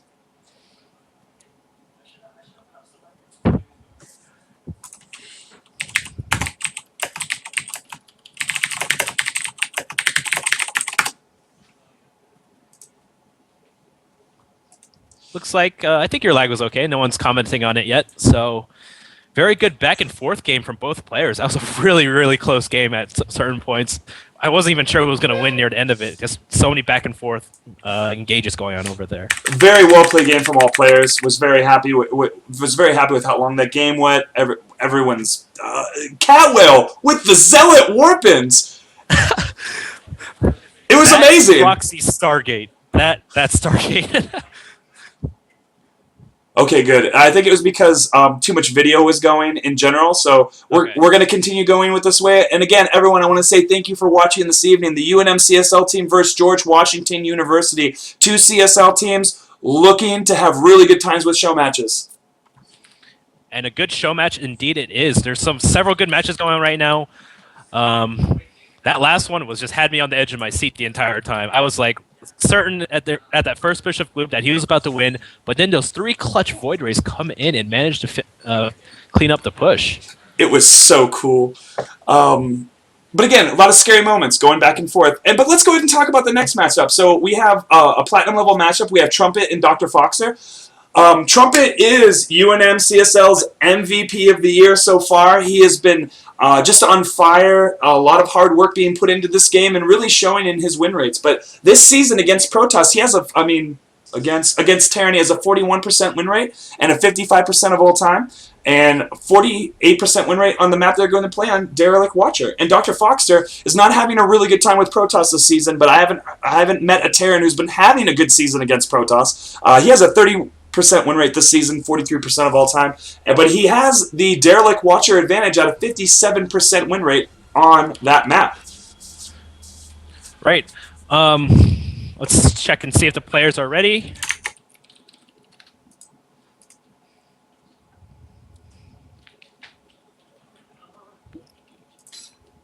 Definitely for sure. When I play against Protoss as a Terran, it's a very difficult matchup. Protoss right now are very strong, very hard to deal with all of their recent buffs to such oracles and all that. And they're quite scary. They're quite scary to deal with. Now the players are ready, so we'll be going into round 4 of the GWU versus UNM CSL show match. Woo woo! And Derelict Watcher for this is PVT. Yeah, it is PVT.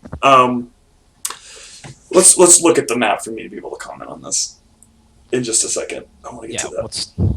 Once the map pulls in, and 1 second. All right. Yeah, very open area. Very great for.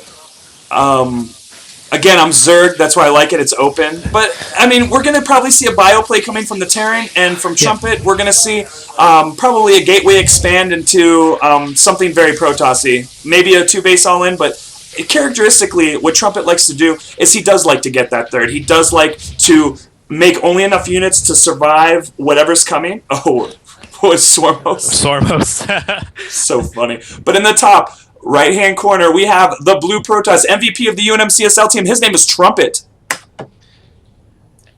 In the bottom left corner at the 7 o'clock position, we have the Pink Terran showing off his favorite color. We have Dr. Foxer. Woo! So tell me a little bit about Dr. Foxer. So Dr. Foxer, I like his play. He plays a very sort of aggressive style. He plays generally pretty safe macro game early on, but then he moves on and just throws off waves and waves of aggression against his enemy. That's my experience with his play.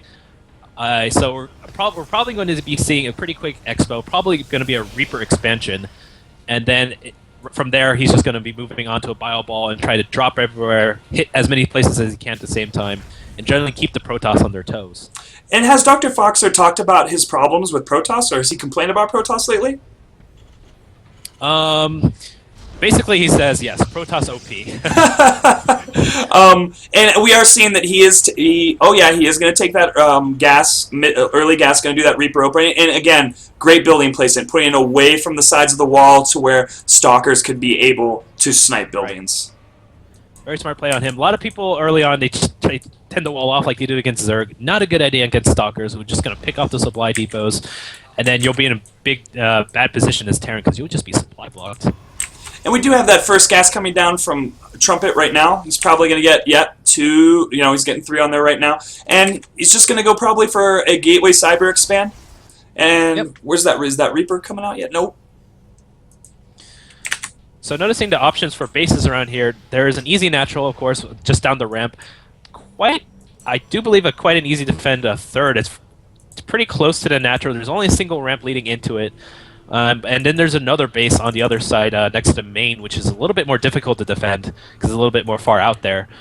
But with this open map area, I just like to see who's able to control the most map space, who's going to control the towers, who's going to control whether or not who managed to make a good drop or not. Yeah, I mean, drops are really great on this map. There's a large air area for a Terran to really drop into, or a Protoss with a Warp Prism. And we did see Dr. Foxer go into the base of Trumpet and see that gas timing, see that Warp Gate's on its way up, and we will probably see a expansion coming out in just a moment. But we do have this pesky probe chilling up in this location near the Zelnaga Watchtower toward the north.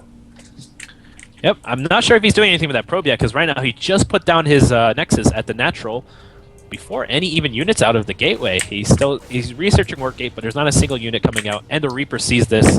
Oh, he does have a Zealot out, but it's probably not going to be able to stop anything. But that Mothership core is being chronoed out, and it will thwart this. Right. Little good micro going from Dr. Fox to make sure it doesn't get hit by that Zealot, but there's comes the Mothership core, and he needs to retreat out of there. He did get some good scouting in, sees the Nexus, and he's going to go down and put a command center at his natural in response. And was able to get 1 probe kill. Almost got a second one, however. The clutch save from Trumpet. That probe is still up there in that corner. I really wonder what he's going to be doing. I mean, it's characteristic for a Protoss to kind of just be chilling out on the map anyway with their probe, with their scouting probe. But again, I don't think we're going to see any shenanigans just right yet. He's adding more gateways right now, getting that. Oh, whoa, 3 gate robo right now, getting that. Gate robo. And getting the Warp Gate's on its way up. So maybe a little bit of aggression, or maybe this is a little bit more standard. I'm not too sure. All right, we see from Dr. Fox that he's got his 3 barracks up. He's got his engineering base, so he's definitely going for that upgrade-heavy Marine bio ball sort of play.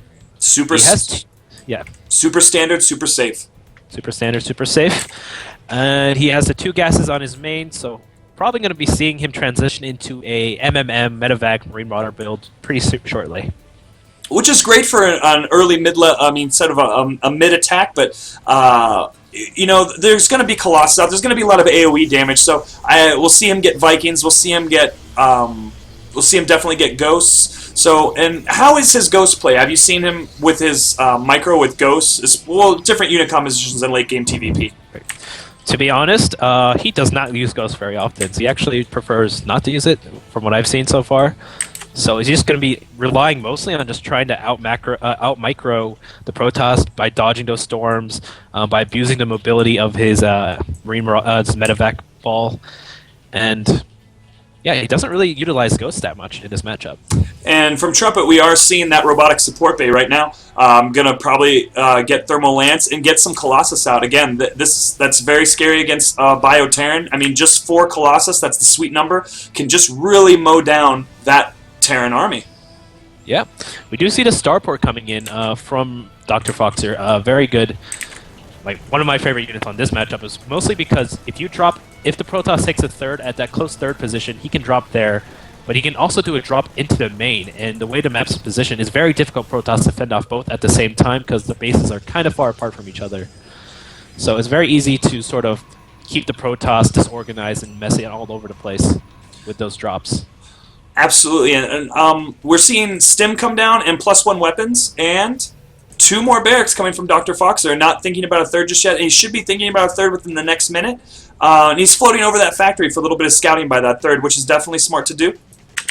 All right, the first Colossus coming onto the field. Thermal Lance just started recently, and there's actually not too much of a ground army from Trumpet. He only has 3 Zealots and a Sentry, and then just a Colossus just out in there. This is very characteristic of Trumpet's play. He gets the bare minimum of units to defend, and then all of a sudden his macro kicks in, and it's just this ball of death. There comes Hallucid Phoenix. It's going to scout. It's going the same direction as this small little push of Marine and 1 Marauder and a Medevac going in, and he's going to see it. And the Hallucid Phoenix gets taken down right away. But Trumpet knows this is coming, and he's probably going to be ready for this. And Extended Thermal Lance will not be done by the time it gets there, but I think this is a small enough contingent. But he's going to probably have to run around, play musical dropship with this.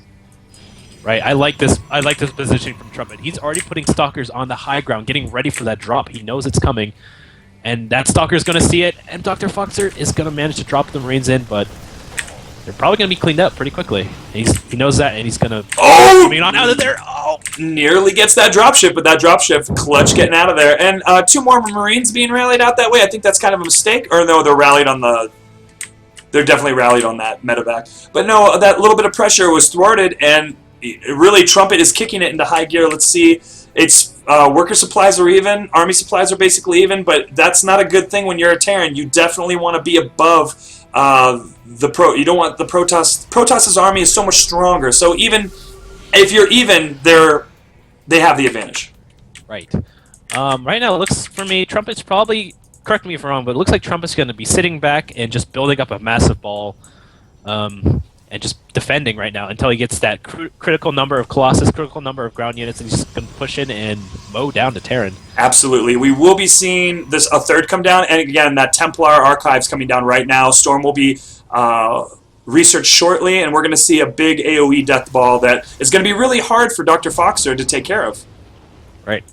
He's really going to be needing some sort of tech to take it out, some sort of ghost, something else. I really hope he does manage to use ghosts in this game because he's going to need it. Right now, he does scout the third coming down from Trumpet right there with his factory, and it looks like he's moving his units to react to this. And we have a 2-pronged attack coming in. We have this medevac coming in over this observer, but will there be a clutch response time for this? He's got. Let's see.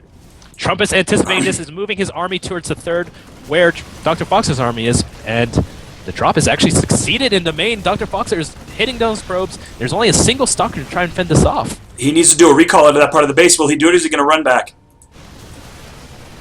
Oh no, I mean, there hasn't been too many. We'll check the workers killed in a moment, but focusing on that robotic support bay, and Zealot charge will finish, and no, this is going to get cleaned up, and Dr. Foxer, I mean, did get that third established behind that pressure, so that was definitely good for Dr. Foxer. Let's see, workers killed. 12 workers killed there, so I mean, not too bad. Definitely slowed down his momentum a little bit and caused a little bit of pressure and got his third up. Right. Pretty decent trade. He did manage to delay Trumpet's third for a while, which is very crucial in this matchup. You definitely don't want the Protoss to be on even bases, or definitely not more bases than you are. You want to be ahead in the Protoss economically and in base as much as possible, because you know that Protoss army is just going to be so much stronger than yours. We're seeing Dr. Foxer go a Marauder-heavy composition, which I do like from him, but his 1-1 is now, well, his one armor just finished. Oh, he has 2 medevacs filled with Marauders heading up there, but there is nothing to really show. There's nothing for Trumpet to see this coming, so this may be a surprise to him. However, he does have a mothership core with tons of energy and can recall to that. And there's a scan coming down on the main army of Trumpet, knowing exactly where he is. I just want to take a moment to notice just good map control, map vision that Foxer has. He just has single Marines just positioned in random locations, but with this, he's going to see if there's any sneaky pushes, any sort of drops going on down there. He's going to be ready if he sees Trumpet's army move in. There comes a drop in the main. Marauders coming, stimming out, taking out the cannon and the Stalker, and the Marauders not very good at taking out a lot of probes, but they are doing quite a lot of damage there. And it gives Trumpet enough time to get back in there, and Archon has morphed in that time. Let's see what the damage was. Again, you do have to do this. You have to pick apart the Protoss a little bit, but only getting how many kills there? Was that 2 or 5? 5 or 2? Yeah. Something he like really that. didn't get that many kills, and he lost 4 Marauders for that. I'm not sure if that's an even trade. His Marauders are definitely split up. He had 4 in the middle line and 3 just attacking that cannon where right there. He didn't manage to finish off that Archon, though. He did not. He almost lost 2 medevacs that were misrallied into the main of Trumpet, but he used an afterburner to get away from that Archon. All right. Another drop. 12 Marauders. I really like this. He's just trying to keep the Protoss busy, always dropping. He knows that the Protoss pushes out. It's very difficult for him to stop it. There are 2 Colossus out on the field. That robotic support bay was taken out, so Trumpet was not able to make more Colossus afterwards. And he's dropping the third right now. He's going to work on this Nexus, try to really take it out as quickly as possible. I think he's going to be able to get it. Trumpet's army out of position at the moment, losing that third and just picking up and getting out of there. Yeah, Trumpet did not react to that. He's going for the base trade. He's moving in with his entire army. And looks like Dr. Foxer is definitely on the retreat there with those 3 medevacs full of Marauders. He's going to try and defend his base.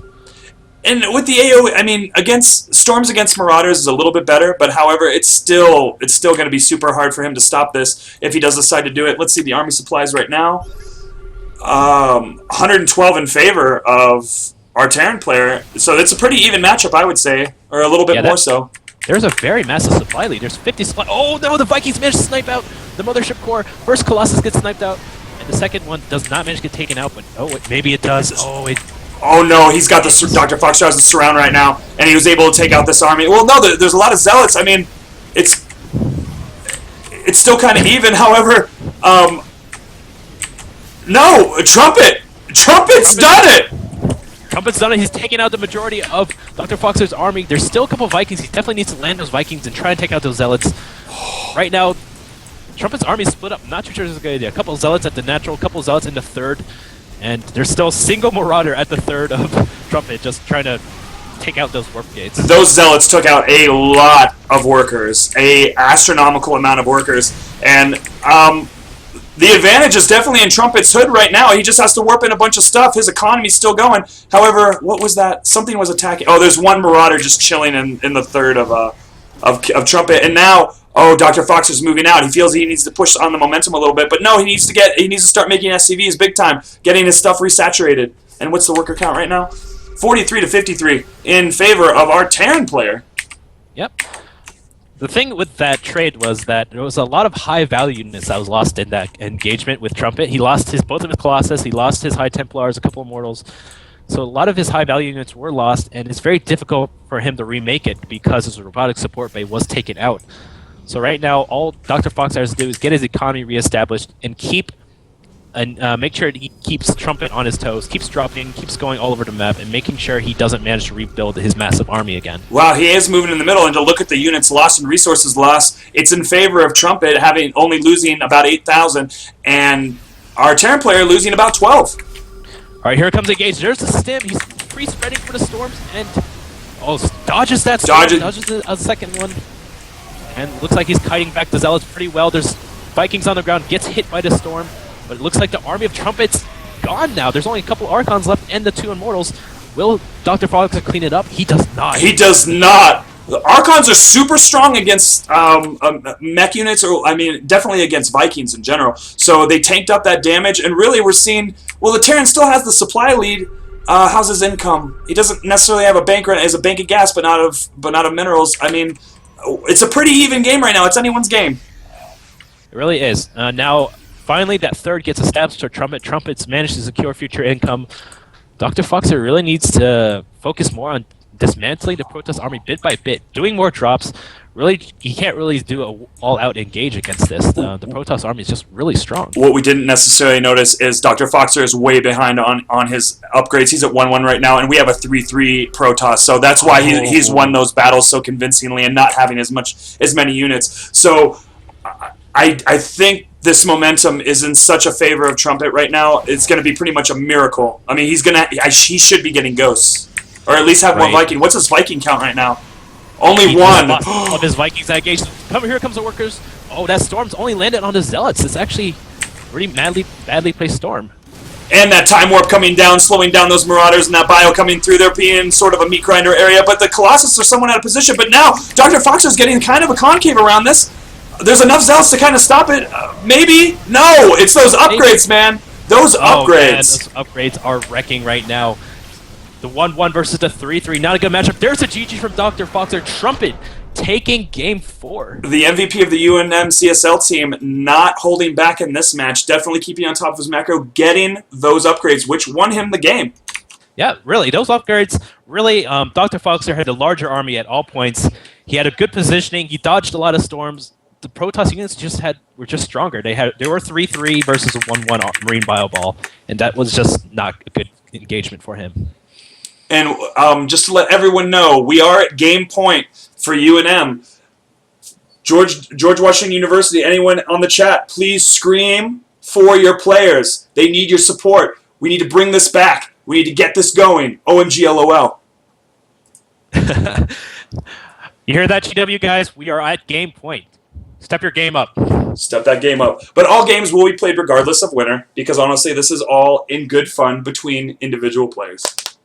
And to jump into the next match, okay, this is a very interesting match. We're starting our Masters Diamond League matches, so it's Pasanthamos versus Arthur. Pasanthamos is on the UNM CSL team. He is a Protoss player. He has been going through a little bit of a lull when it comes to StarCraft, not having the confidence, not having, losing faith in the game, you can say, with recent changes and other things. But this guy is a monster. He has a 57% win rate against Terran and 59 all-time. He has a 59% win rate on the map we're playing today. It's Belcher Vistage. And Arthur, he's having kind of a hard time with Protoss. So he has a 33% win rate, but of all time, he has 83%. And I think there's something wrong with my Skype. Can everyone hear me on Skype?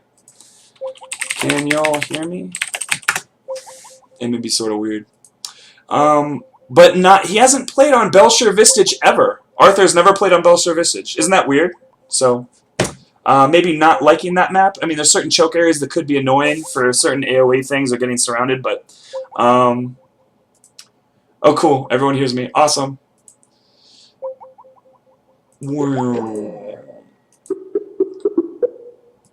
Sorry about this, guys. It's internet. I don't know what's up. Or my Skype. Boo, boo, boo, boo, boo, boo, boo. But yeah, but the story basically is with Pasanthamos. He's been in other other show matches for UNM CSL, and hasn't pulled a win yet. Will he pull a win today, or will Arthur take what he's been practicing and just shove it up the bum of Pasanthamos? Oh, is that for real?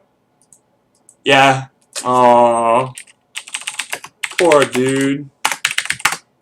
So we're gonna have just a minute to like chill out. So if anyone needs to go to the bathroom and or get a drink of water, you should do that. This is the halfway match, I believe. No, we just got finished with the halfway match. So 3 more games left, and they're very. These are great players, Diamond, Masters level players. We have Chrysanthemos and Arthur will play now. We're going to have Boo, who is the coordinator of the George Washington University CSL team. And we're having against Mesha, who has not lost a show match except to Surrey Spark in the later games of a series to determine the winner of the UNM CSL A team. And the final game is between Hiata and Nas. Nas is scary Protoss. That's all you really need to know. Hiata is on Team Love Your Girlfriend. He's a cute dude. He wears hoodies. Who doesn't like a dude that wears hoodies? Because I love dudes that wear hoodies. And we're waiting for our friend Tajikon. Oh God, there's people still in school. Stop wearing backpacks. No parents, no rules. Yeah, shove it at the bum. You know what I'm saying? So yeah, some good games coming up. Belcher Vistage, with a 2-player map, but the next one's after that. Whoa, is he back? Are you back, bro?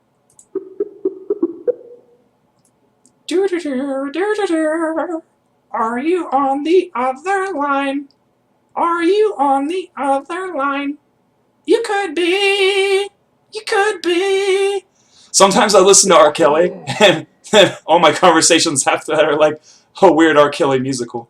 Because I've always wanted to be R. Kelly. Artistically, not in the gross ways. But everyone has gross things they do. I eat my boogers, I'm not going to lie about it. Yeah, we're just chilling right now. Again, everyone, thank you for coming and watching the UNM CSL team versus George Washington University. This is a show match. These are a series of show matches that I put together along with the UNM CSL team. Just doing these really fun team matches gives people a reason to practice, a reason to talk about, a reason to get together and game, if you know what I'm saying. Raise the high, the buff, and blue. Is that what you guys say there? That's hot. I went to Kent State University, so Flashes, you know, go Flashes. Which is an eagle. A sick eagle. And a lightning bolt.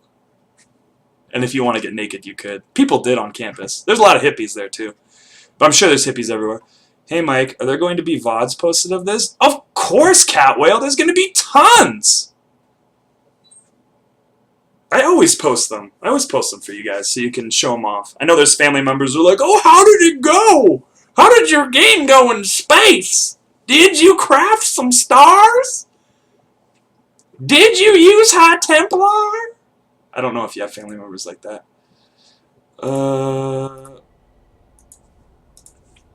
Okay. Get them up. All is cool. Because really, I mean, Tajikon can screw up. I can't screw up, so that's fine. But it wasn't really a screw up, because usually it's characteristic for me to crash during a game, or, you know, my STARCRAFT to crash, and then we have to restart the game, and it's really weird. Oh, Foxer.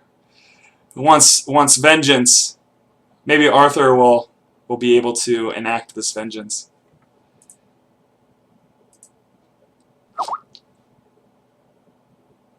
Okay, the other thing I want to talk about, if anyone's on chat or watching and is in the Albuquerque area, we do have Albuquerque Land Fest next weekend, put on by Metalogic Computers, as well as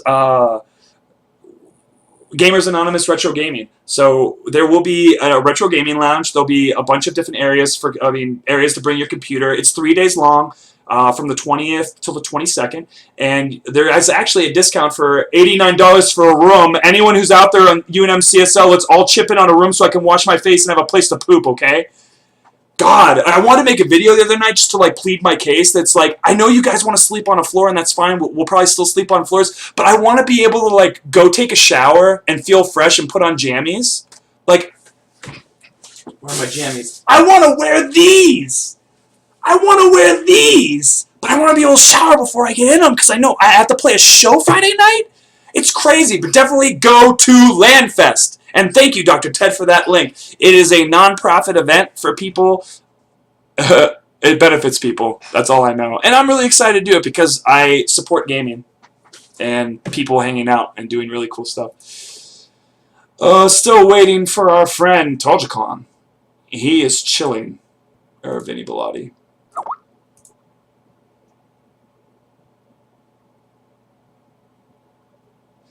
Yeah, but I live on the west side. But yeah, Matt, thank you. That's wonderful. Oh, by the way, this is Matthew Lewis. He has a green door in his house. It's significant, if you know what I mean. Andrew, call Andrew. Well, I'll get the game together. That would probably be a good idea. Custom games. And what is this? Belshire? Yeah. Belshire this is. Belshire Vistage. I want to put a bunch of crackers in my mouth and say Belshire Vistage a lot. Where are my friends? Pasanthamos. Invite. And our friend Arthur. Invite. Close.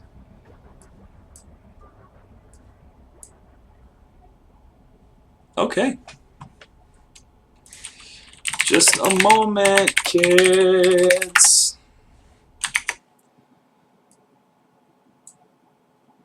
We're going to wait a few more minutes. We're going to wait a few more minutes. Just a minute or two, and then I'm just going to probably hop in it. I'm sure people have things they have to do. What time is it anyway? Yeah, it's like 8:16 MST, which means it's 10:16. Yeah, we had some long games tonight, some good games. Congratulations, everyone, for the hard work you've put in it, being a part of it. UNM, GWU, great people. Really nice to have you a part of it. And I really hope this takes it to the ace match, though. I really wanted to go to the ace match. I love that. I love all that. Love all that energy and. Yes, he's back! Hey, bro. Hey, hey buddy. Are you on BattleNet now? I'm logging in as quickly as possible. Really Awesome. sorry about that, everyone, and everyone on stream. Someone tripped over my power cord, so lesson to everyone out there: watch out for power cords. Who was it? It was actually one of Arthur's roommate, one of the roommates of the room that we're in right now. So it wasn't. Okay. Okay. Do they have guilt? Oh, they have the guilt. Oh, good. Good. That's good. But no worries. It's good that it happened to you because, honestly, I drop games during these show matches, so I haven't yet, knock on wood. So this is actually kind of cool. But no worry. Everyone was able to go to the bathroom, do cool stuff, and I was able to talk to the chat and be kind of friendly. And let's see what's happening. Chat's looking hot. It tripped. Okay. And let's see if players are ready.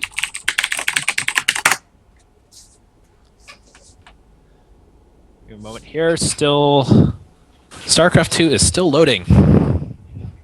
Oh, well, crazy. I thought you were in it, too. Or maybe, I don't know who that was. Well, someone was playing games with me, and it was cute.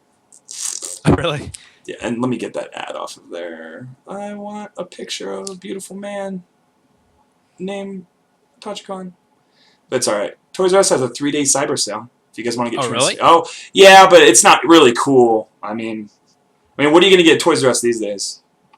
Well, that new Furby looks pretty good. Is there actually a new Furby? I don't know. Because, man, what is the Furby this year? What's everyone, like, crazy about? Like, what's the Power Man, you know? I'm not too sure. There's got to be something. I haven't been keeping up with my toys, unfortunately. All right, I am in BattleNet now. Awesome. Okay, let me just get the stream thing situated so we have minimal lag. Preview, enable view. Okay, everyone. Game you've been waiting for. This is our first high-level game of the night between Pasanthamos and Arthur on Belshire Vistage.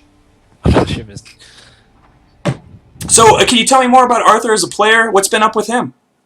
So Arthur has been on our CSL team for about 4 years now. So he's a very long-time veteran. He's actually, along with me, we both helped co-founded our competitive gaming organization. So we're both one of the original members. Recently, he's been playing mostly on the 2v2 for our team. So we haven't seen him play 1v1s this season at all. So honestly, he probably has something up his sleeve, something very surprising that no one's ready for, just because of the way he plays. He's a very meticulous planner. He always has something planned out. When we were doing team matches at the Princeton CSL LAN tournament they had like 3 years ago, he was out there giving us like team strategies for our best of sevens, setting up lineups and all that. So he's definitely someone who has something planned. Oh wow, that's great. But I was looking at his match history, and he's only been playing 2v2s and very little 1v1s. And Jung Catwhale, yes, he's in the game. He's in the game, guys. He's in the game. All right, can I get an invite to the game? Did you? Oh, you're not in the game? Yeah, I'm not in the game. Oh, never mind. This is. Hold on. Score screen. You forgot your Oh, code. you can start the game? Okay. Yeah, I thought that was you. I was like, oh, who's this dude? I was thinking you were setting things up for a second. Leave match. Well, who's the dude? Oh gosh, this is really awesome. So funny. Who was the dude in the game? Some dude from your university made things all weird for me. Someone from our university? You tell him that he made things cray on me, and I don't want him in my lobby. Okay? Who am I looking for? Pasanthamos. Who was in the game? Who was the spectator? Menace? He said there was a second. Okay. No, it was a dude, and that dude made things really, really crazy for me. Well, we'll have internal investigation, and we'll find this dude. Cool. Okay, players better be ready. Ready? Sorry. Shit got weird. Alright. Don't worry, I didn't take any offense. Oh, good. I would never leave you out of the game, Tajikon. You are such an amazing human being. I would not want to share this moment with anyone else. I believe you. Okay. Okay. Yeah. All right. Getting into round 5, featuring our first diamond matchup between Arthur and Samanthos. Samathos or Pasamathos, it could go either way. I really have never known which one it is, and people always make fun of me even when I try to choose the different one. Okay. I'll say Samathos because that's easier for me to say. Great. Pasamathos has been kind of taking a lead from StarCraft for quite a while. He was emotionally damaged by certain changes in the game, as well as, you know, being busy with school and maybe playing a little bit too much League of Legends for his own good. But again, I'm not gonna bring anyone down with that. But yeah, spawning in the top left corner of Belshevich's, we have that purple Protoss. Can he get his first show match win? His name is Pasanthamos. All right. In the bottom right corner at the 5 o'clock position, Blue Terran, president of the GW competitive gaming team, our dear leader from the George Washington University. It's Arthur. Woo! So, what kind of play do you think we'll see out of Arthur out of this game? Not too sure. Like you mentioned, he hasn't been playing active on the ladder recently, mostly because he's been very busy with schoolwork, with finals. I know personally, I go to his room quite a lot. He's just been doing a lot of homework and all that. He's very busy, as is his senior year. So, I'm not too sure exactly what we're going to be seeing. Probably, I'm going to be guessing it's going to be some sort of build specifically tailored for this matchup. I know he hasn't been playing Belshir this map too much, just because he has it banned in his ladder pool, so he never plays this map. And he didn't ban it out of the ladder pool for this one. Yeah, so he might be caught unawares by this, but I do feel he's going to have a build set up for this, probably going to be featuring Marines or some sort of MMM ball. Marine Monitor ball. Pasanthamos bringing this tricky probe around the side of the map. I think he might be doing a proxy in this third location. Yeah, it looks like he's moving it around in a very odd way. He's moving to the third of Arthur, not going to the main. Looks like it does seem to be a proxy. It's probably not going to be a scout, because this is a very irregular scouting pattern. Very weird in general, but we do have him going gateway first and double gas. We will see some type of shenanigans, some type of tech out of Pasanthamos. In 2v2s, what would be the standard build from Arthur? What would he do in 2v2? Our 2v2 relies mostly on an early aggression, so mostly we'd probably have early Marines or early Hellions, one of either one. And he is getting that Marine first. Yeah. And he's actually going for the supply depots at the front. I think he probably smells some sort of cheese going on, because he's going to be walling off. He's probably going to be finishing that with a bunker. So he's going to be defending against any sort of early pushes, but it doesn't seem to be a proxy gate. It's going to be a proxy Stargate as opposed to a proxy gateway. Absolutely, and I don't like the position of these barracks right here. Oh, and he is taking. Oh yeah, the quick factory. He's going to get the Widow Mines out, most likely. And how many Marines does he have on the map right now? He has 2 out, stopping at 2. Right. There's no way he's going to be able to scout. There it is. That is the Stargate being made. It's going to be a proxy Stargate. We're going to probably see another proxy Oracles. This is going to be interesting to see how Arthur is able to fend this off, or will he be able to? Wow, and he's putting the bunker on the high ground. He didn't. This is blind, right? This is blind. He did not scout. He has no idea what Samanthos is going. He's just going for the blind bunker. A blind bunker, and then what is that coming down? A reactor core, and yeah, we're gonna see Widow Mines out of this factory.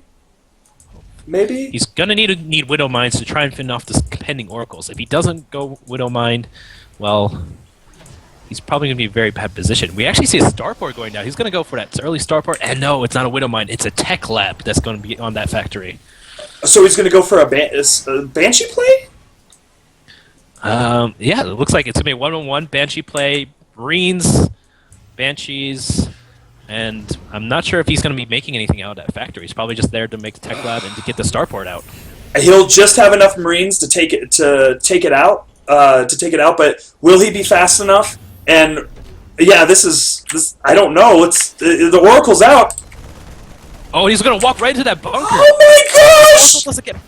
Oh, the Oracle does not manage to get taken out, but wow, that Oracle did not do the damage it should have. It didn't go straight to the it went straight for the Marines. What a biff from Pasamathos, not putting it right at the bunker.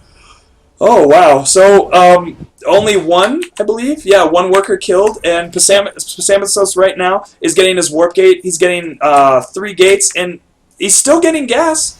Yeah, he's pushed. Oh, gosh, he's doing early aggression. Early aggression. There's 2 Oracles out there. They're going to just fight forward with the Marines.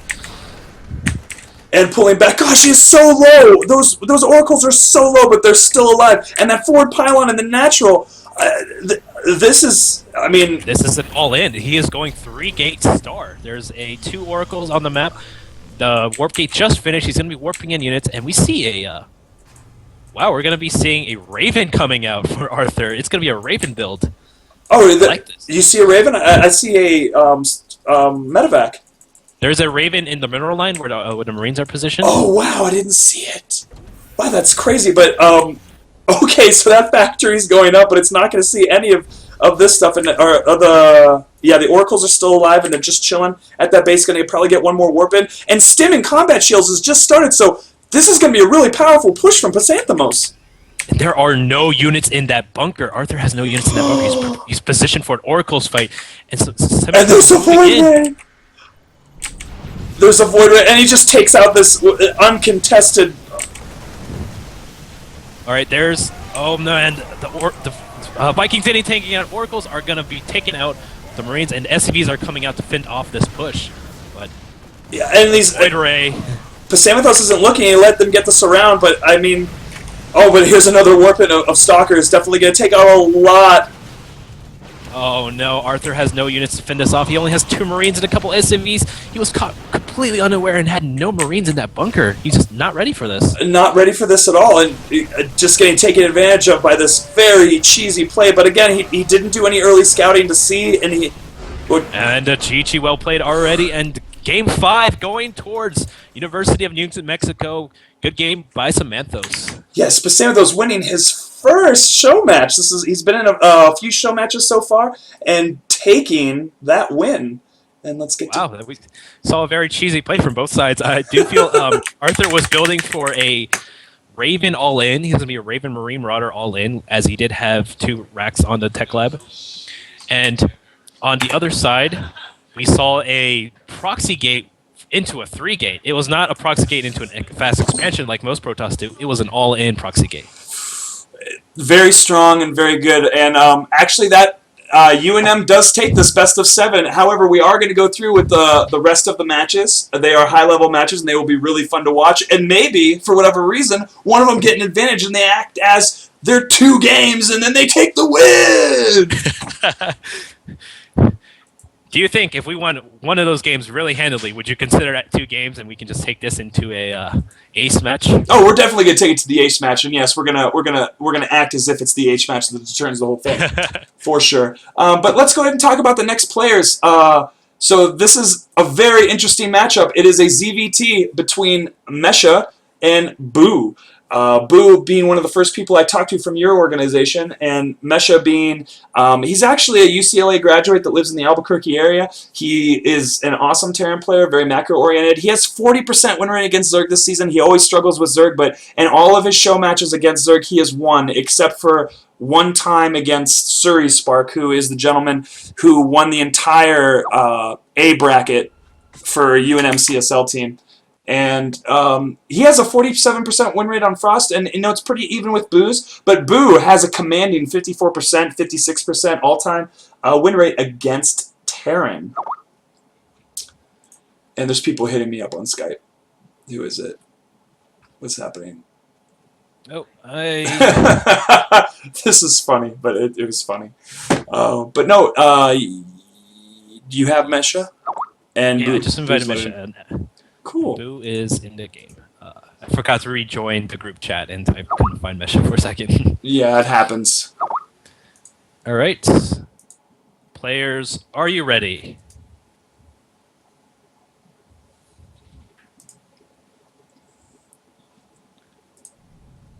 Is that a yes? R? I? Oh, it's an R. It's ready. Okay. Mesha's ready, and Boo's go, go, go. So yeah, we're in this. All right, we're starting. We're going to Game 6 of the George Washington University versus University of New Mexico SHOWMATCH series, featuring Boo versus Mesha on Frost. Wow, a big 4-player map that happens to be probably... I mean, it does benefit Zerg in a way. However, I believe it benefits Terran a little bit more. They're able to really get those 3 bases, and there's only 2 major attack paths for a ground Zerg to really get in.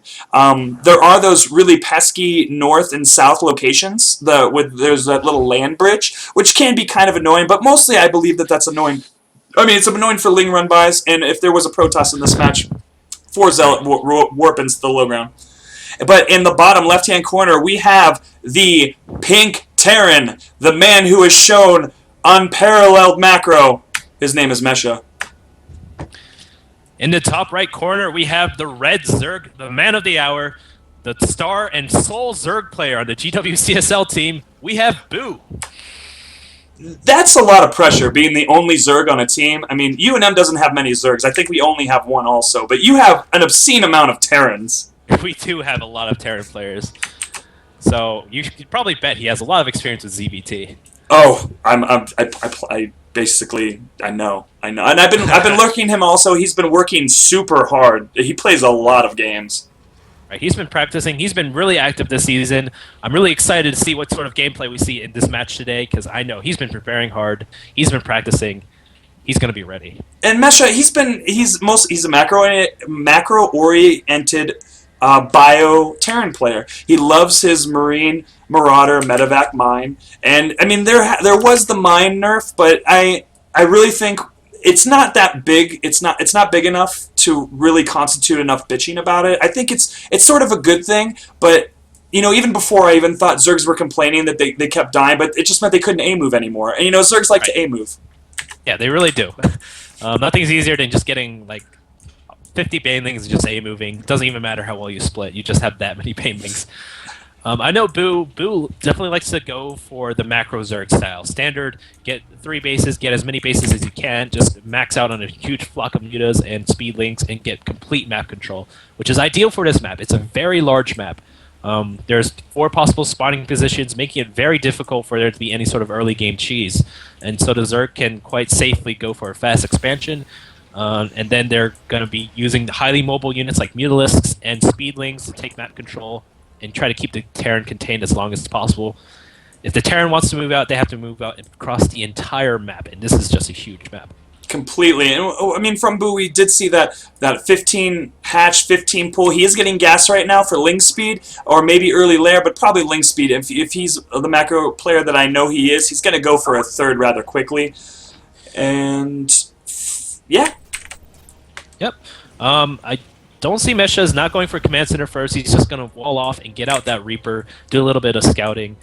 Because of this map distance and the fact it's cross distance, largest possible distance, He might be able to get queens out in time, and first queen's already actually going out right now. But that SCV's still in the base. He's not retreating. He's just bravely holding on there saying, come at me, bro. And I think we'll see a multiple queen opening, maybe 4 to 6. As a Zerg player, I'm very comfortable with 6 queens to start. And really with 6 queens, oh, is that... He didn't go in with that Reaper yet. It's kind of chilling. Oh, there he goes. Now he's going to go in and check it out. But Boo, on top of his link placement, putting 2 at the top, 2 at the bottom, being ready for those Reapers. Yep. Second queen at the natural is just about to come out. Boo's might lose a link to this. Does he? Oh, yes, he loses 1 ling. And the Reaper manages to get out safely. Oh, does he lose another ling? There comes a second Reaper, actually. I know Mesha loves to do this. What his main goal with these things is for scouting, but when it comes down to it, oh, look at that micro pulling back that wounded. Will he pull them both back? Yes, saves both of them. Does quite a bit of damage putting on that pressure. But what he likes to do with those Reapers is snipe creep tumors as soon as they come out. Very good play. Those 2 Reapers needed to snipe out creep tumors. However, Boo actually went straight for the inject with the first 25 energy rather than putting down a creep tumor as some do. It looks like he's going for that very fast third right now. He already has a drone position right there ready to take that third. Mesha, on the other hand, is just getting his natural up, and he's starting to wall it off right now. With he's actually getting Hellions out. Look at that. He has reactor Hellions being made. Yeah, I mean, this is definitely typical of Mesha. He loves his Hellions. He will do Hellion run base throughout the entire game. But this may be... where's the tech lab? No, he's going to go for... Oh, great third timing. Really quick third timing, knowing that Zerg is taking that third and to get on top of that advantage. But sending out his Hellions right now, and his Reaper is going to still poke around. Probably stop a lot of... Yeah, he's... Oh, wow, you got us surrounded! Oh, no, the Reapers managed to get out! Does he manage to take out? He takes 1 out. He sees the Hellions. He should probably pull back right now, but no, he's just going to go for it. And losing both Reapers. Yeah, losing both Reapers. There are now 4 Hellions. Boo knows they're coming. He has his queens positioned perfectly to stop this. He has 4 queens out. He will probably be able to hold this off if he can micro it well. Any more queens coming out, or are we just seeing those 4? Yeah, a 4 queen opening. Very, very... Yeah, it's 4, correct? Am I being crazy? No, it is 4. And very great opening. And really, with Terran, with these early game units, like with the Hellions and the Reapers, you don't have any really building damage worries. You just have to worry about those really squishy bio units getting destroyed. Yep. Boo is actually taking his second gas. He's starting layer tech, and... Oh, there comes the Hellions, and they're positioned perfectly. Do they get surrounded? They get surrounded by the Lings, and the Lings manage to take out 2, 3, 4, 5. Oh my god, he might actually be able to clear out all the Hellions. I think Boo just won himself a little thing called map control for the next couple minutes. This is a very scary time for a Terran when he loses his Hellions, and this happens somewhat often to Mesha in the early game like this, or going into mid-game. He loses those Hellions, and he doesn't have map control anymore. And when it comes down to it, you know, he doesn't know what Boo is doing right now. But lucky for him, Boo is going for that double evolution chamber, getting that Bangling Nest. This is a really great timing with his gases, getting that lair, and his speed has been finished for a while. So really sitting pretty and going to work on getting that third saturated. Right. Boo's now working on getting that creep spread right now. He's got a single queen dedicated out there. There's the double evil chambers. There's a Bangling Nest. He's not going to go for that quick Mutalisk Spire. I would have liked to see a quick Mutalisk Spire, to be honest, because he would have been able to very easily deny that third from Mesha. That's just kind of been sitting up on his main base. He hasn't tried to take in a third yet, and it's probably a smart decision because he knows he's lost that map control. And we do have a scan coming down that it does reveal the Mutalisk in that top little corner there. Oh, yep, there's a Spire coming down. And we have the 1/1 carapace and melee attacks going down for Zergs. His third is getting set up and saturated, but still no gas on that third. Opening super standard with the current meta, and the creep spread I'm liking. He's definitely keeping up with it. It's the 10-minute mark, and he's moving out and being able to take that 4th location rather soon. Yep, I'm definitely liking this spread, and he has a pretty decent vision with those 2 overlords right there at the top. He could see if the Terran just chooses to expand to that closer third base, or whether or not he's going to be expanding towards that third base near the bottom next to main. And these Lings coming down here denying that third base for a good minute. some Widow Mines burrowing down. If Boo's not careful, he may lose them. However, he's not interested in pushing any aggression right now. He just wants to see what the Terran's doing when he moves out, and just keep macroing up. And we'll definitely see. We should see a 4th base right now, to get those. We're going to see Burrow coming up, but doesn't come up in time to save this Ling at the 3rd. The singular Ling is going to be taken out, and Mesha is going to be taking that 3rd. A very, very greedy 3rd. And also, yeah, this little contingent of Marines will definitely keep that off. And I love Mesha's building placement whenever he takes expansions, where his bunker goes, what buildings he puts around it. He's able to stop a lot of run-bys during the game against Zerg, because in a lot of games that I've seen him play against Zerg, he's been able to stop these run-bys and take little economic damage. Right, that Widow Mine's not broed yet, and Boo's making Banelings. He's getting ready to deny that 3rd. The Widow Mine's still there. It's not burrowed into the ground. We have a few Mutas rendezvousing. We have Bangling Speed about to finish, and plus... Perfect timing. Bangling Speed finishing right as the Banelings are going to finish. And Flyer Attack is coming down too. Oh, and he's denying this bunker for... No, the bunker's still going up! And that Widow Mine is... Oh, this is very good from Mesha. Very good. Oh, actually, no. He just made 2 Banelings and burrowed them.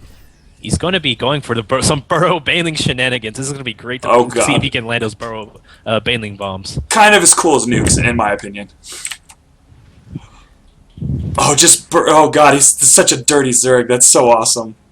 Love it when that kind of thing happens. But I mean, he's on lock right now. Abu has map control, and he's just streaming out Lings, getting a good Bangling count, getting on top of those upgrades, but not taking a 4th yet. He should get those other 2 gases online, and he definitely has the money for that 4th at this moment.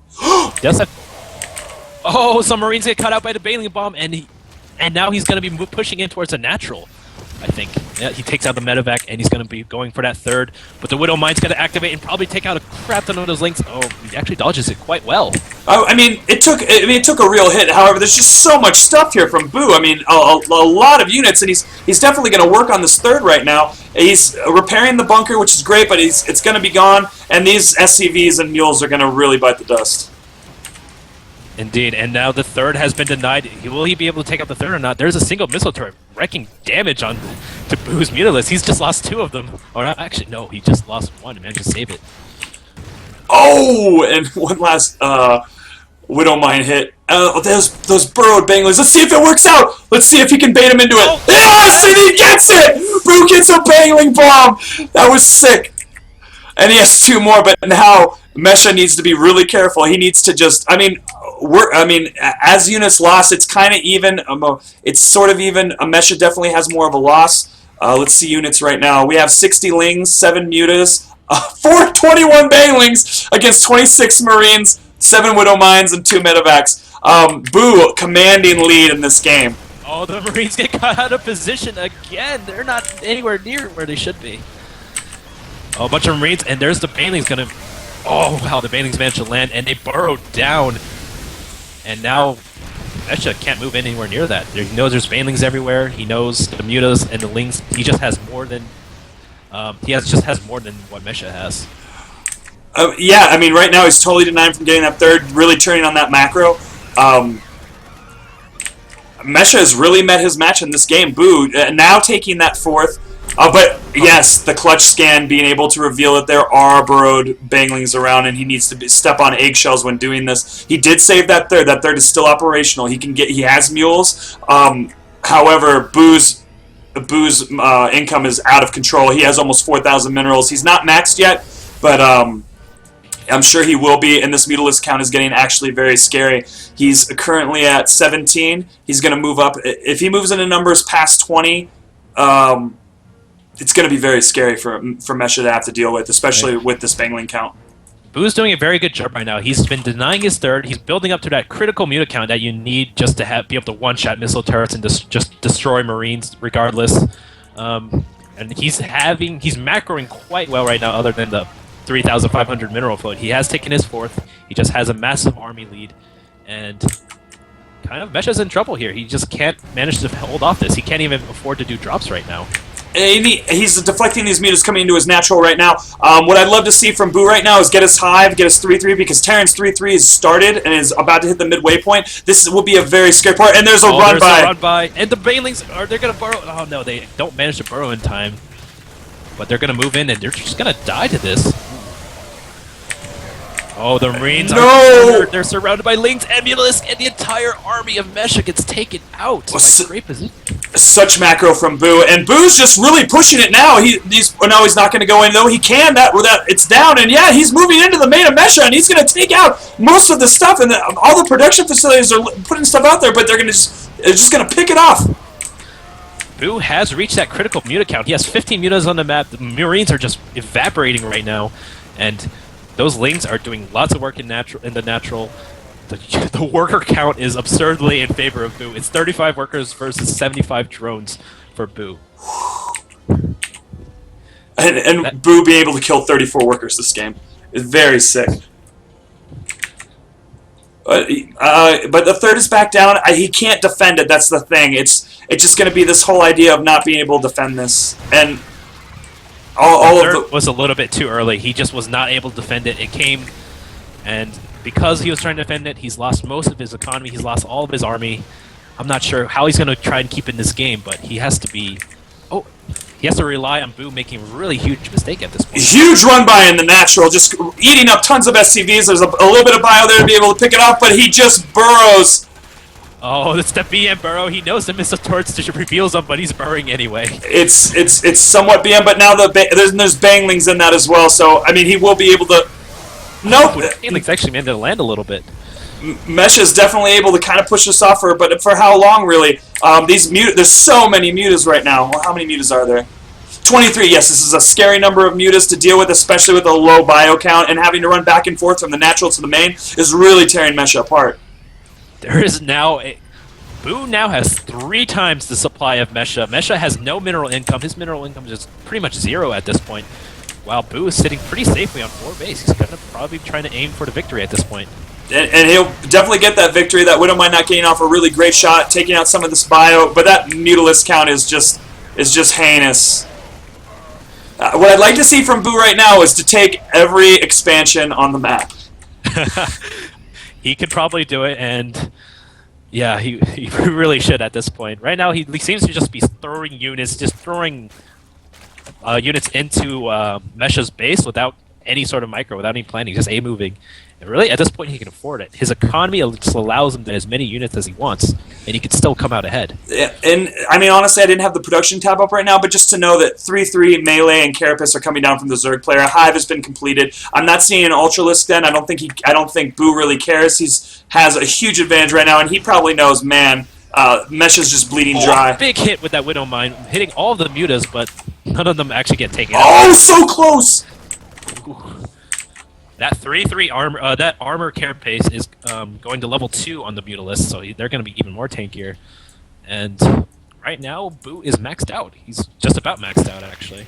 More Lings streaming in. I don't know with my observer view if he has adrenal glands for his Lings, but when you go against a Terran and Terran has 3-3, you need those 3-3 upgrades as well as adrenal glands to be able to keep up with that Terran DPS. All right, a lot of Banelings are being made. It looks like Boo is going to go in for the game-winning push right here. Mesha's trying to micro, trying to spread, doing his best he can, but it's just too much. Boo has too many units in his base. The Swarm has spoken, and the GG from Mesha and Boo from George Washington University takes this game 6. Wonderfully played by Boo. Boo was just dominating that game. He got his mutas out, got those Lings out, and just denied that third really hard. And Mesha could not deal with this. Did not have the units. Could not deal with it. Do you think it was the third timing in general? I think he made that third a little bit too soon. He made it as he planned down that third. The Mutalisks were coming out, and at that point, Mesha needed some better response other than just Marines versus the Ling Baneling Mutalisks. But he just didn't have anything. He just had Marines and the mines, which would not be enough. Not be enough, especially with the overwhelming macro of Boo. Congratulations, Boo and George Washington University for the winning of Game 6. Let's talk about Game 7. Hayata and Nas. Nas I've lurked, and he is a scary Protoss. He's a high-level Protoss. He's what everyone has been complaining about, just being overwhelmingly awesome and being able to kill people. Hiata is a very seasoned Zerg. He's probably one of the most active players that are in the UNM CSL / StarCraft Club roster. Let's jump into those statistics. So Hiata's win rate against Protoss is 48%, 49 of all time. Nas not doing well against Zerg, 37% this season and all time, so staying at his average. The map is Ultrazeme Stronghold, which is a ridiculously big map. It's just so big. But Nas has a lot of success with it, a 75% win rate. I don't know what he's been doing on it that's been getting such great results, but Hiata has a 40% win rate on this. And this would be Hiata's second show match that I'm aware of. The last show match was against Emery from, I forget, it was some dragon team or something. Sorry, whoever that was. But those games didn't go quite well in his favor. However, today I'm really excited to see what he'll be doing. What will this Zerg player be doing? He's a macro-oriented Zerg, but I mean, he definitely has cheese up his sleeve sometimes. All right. I'm gonna pass you, host, because I'm not in the chat, so I can't find Hiata or Nas. The Nas, I will invite him. Nas. I have him in my friends list because he's a scary Protoss. He is quite scary indeed. He's one of our highest ranked players at the competitive gaming team, and he's a very scary Protoss. He knows Protoss is strong right now, and he really abuses that fact. Dirty, dirty Protoss. Oh, we do have a Chaos server in here, but I gotta kick you, bro. I'm sorry. Remove from lobby. Oh, he's coming back in. Yeah. How do you just block the game? Sorry. I'm pretty sure if you kick him out, he can't come back in, but... Alright, we have the go-ahead from Hiata. We're waiting on Nas and see if he's ready for this.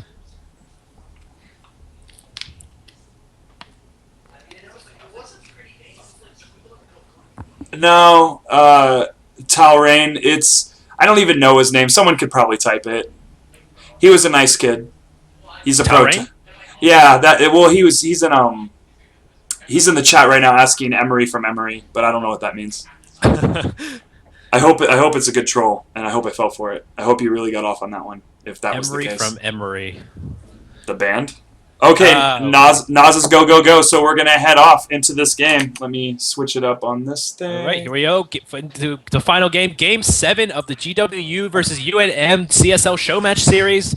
We have an exciting matchup between Hiata versus Nas ZVP on Ultrazeme Stronghold. What do you think of this map? Just for real. This map, I think it's very, very in favor of Protoss. Simply because you can get that 3-base, and pretty much 3-base is all you need to make your massive Protoss death ball. Meanwhile, the Zerg, on the other hand, they probably have a lot of expansions they can take, but Protoss can easily defend against Mutalisks or any sort of harassment. They just need to defend, macro up, and just push across the map. I agree. In the top left-hand corner, we have that green Zerg. He loves his girlfriend, though I don't know if he has one. His name is Hiata.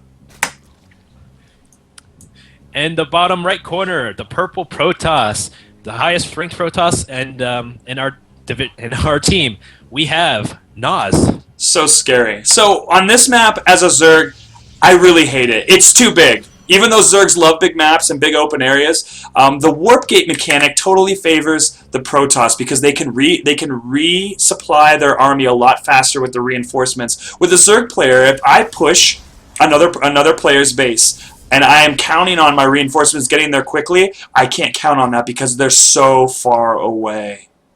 That's true. He just needs to put a proxy pylon, maybe get a warp prism. If we saw warp prism play today, I would be very happy because warp prisms on this map are just very strong. If you notice that secondary base attached to the main base is a ramp. If you have a bunch of sentries, a lot of energy, you can actually just do another warp prism drop and force field off that ramp and just take out that base without any possibility of retaliation. That's real dirty. I have seen that trick, and it's been done to me on the ladder, and Yeah, that's one of the reasons I hate this map when you're playing against a Protoss. It makes me cry, but we are seeing a 15 hatch off Hiata. He may do 3 hatch before pool. I've seen him do it before, and he probably could. He just, Hiata has just scouted to his easternly location, and he's going to see this probe, and he's going to know that it's cross position. And probably Nas will know too now. So they're both just going to do their opening. We do have a gateway opening. Right. The Protoss really can't afford to go for like a Nexus first, even if they know the Zerg is expanding, just because if they put a Nexus first, there's only 2 spots they can put it, and one of them is completely wide open, and one of them is positioned after their main, actually. So you normally want to put your natural in front of your main rather than behind your main, just simply because you want your main to be defended. A forward expand is always good for Protoss and Terran, I believe. With Zerg, not so much. You definitely want to, have your bases behind you and then put up some static D in order to stop any sort of shenanigans that would fall upon it. Right. As you notice, the mineral line the mineral base right in front of the main, the second closest one, is just very wide open. A lot of ways to attack that. So both players probably not going to be aiming for that as a first base. And Hiata getting rid of that probe, delaying this natural of Nas. Good play. Right, Nas is now unable to get that early Nexus. He's just going to be croning out more workers instead, getting out that warp gate. He hasn't put... Oh, there we go. Finally gets down that Nexus at the natural. And right now, it looks like we're going to be looking for a long-term macro game between these 2 players. We do have Zergling speed coming up. Hiata got that gas and then took workers off of it. He's probably going to get that. He's going to get that natural up, but maybe go for a quicker third. And getting 2 queens. A good thing about this map is that you're pretty much, especially when you're cross position, considering just the map size, it's really easy for both sides just to get that quick third. Just because if you try to do any sort of early game push, you just have to travel across a huge distance. So unless you're going speedlings, it's really difficult to punish a fast third. We have these lings coming out. Probably going to see this probe, maybe. We have lings looking around for proxy pylons at the moment, and yes, Hiata did see Nas's probe and will chase after it. Good call. Right now, Nas is going for 4 gates. He has 4 gates being made right now. He doesn't have a second gas. He definitely didn't elect for the Stargate play like most Protoss do, and he got a fairly delayed Mothership core. So right now, it does seem to be he's going for a gate-heavy sort of push right now. However, there's no proxy pylon. There's a probe heading up right now to see if he can sneak it in, but there's a lot of lings out here looking around. Great map control from Hiata. Hiata's definitely doing his scouting. He's definitely afraid of that proxy pylon. He has lings just patrolling in every possible location, trying to make sure that the probe can't get close, and this probe's going to get caught out as well. Will he be able... Yes, and all those lings coming by to stop it. We will see a cancel on this pylon, and Nas not being able to do this bit of aggression here. That Mothership core is moving out, though. Right. I don't know how far this is going to set back Nas. His warp gate is now finished, but there's no proxy pylon. Looks like he's going to give up on this and just transition. He's getting his Robo Bay out, and no, he's moving out. No, he's moving out with 3 Zealots and his probe, and his Mothership core's on his way up there, and that third's coming up. I mean, I think Hiata's going to see this coming and then opt to just get lings instead of and stop droning. Right? Oh, man, if he catches his probe out, like he's going to catch the probe out. He wanted to get it, but now he's moving around. He could have stopped. Oh, but he is going to get it. Oh, my gosh. This is so... No, he stopped! Hiata, what are you doing? Oh, but Hiata definitely knows about this. He's going to clean it up. And now, wow, excellent Zergling placement by Hiata, denying the proxy pylon. Nas just can't move out anymore. This third has gone up. This third has gone up uncontested. He is nearly saturated on both bases. We do have this Mothership core, but really Mothership cores just kind of do these little aimless slaps at buildings. And Zergling's going out, but there's all these Zealots. There are a lot of Zealots. He definitely knew that Nas was going for this sort of Zealot-heavy first early game aggression to deny that fast third. Right now, his plans has just been obstructed. He doesn't really seem to have a good response to that. He's just going to walk his Zealots across the map. It's very slow. That is absolutely the slowest thing ever. But these Lings are seeing most of it, but I don't think they see how close a lot of the Zealots are. He may lose this third. Oh man, he's not prepared. There are no spine crawlers. He's actually been making drones right now. And the Roach Warren is going up, but it's not going to be there fast enough. The Zealots are going to make it in time. And I can't believe it. Nas just walked Zealots across. He was like, even though my pylon's not going up, I'm still going to bring these Zealots at you and kill that third. Yeah, he just walked them.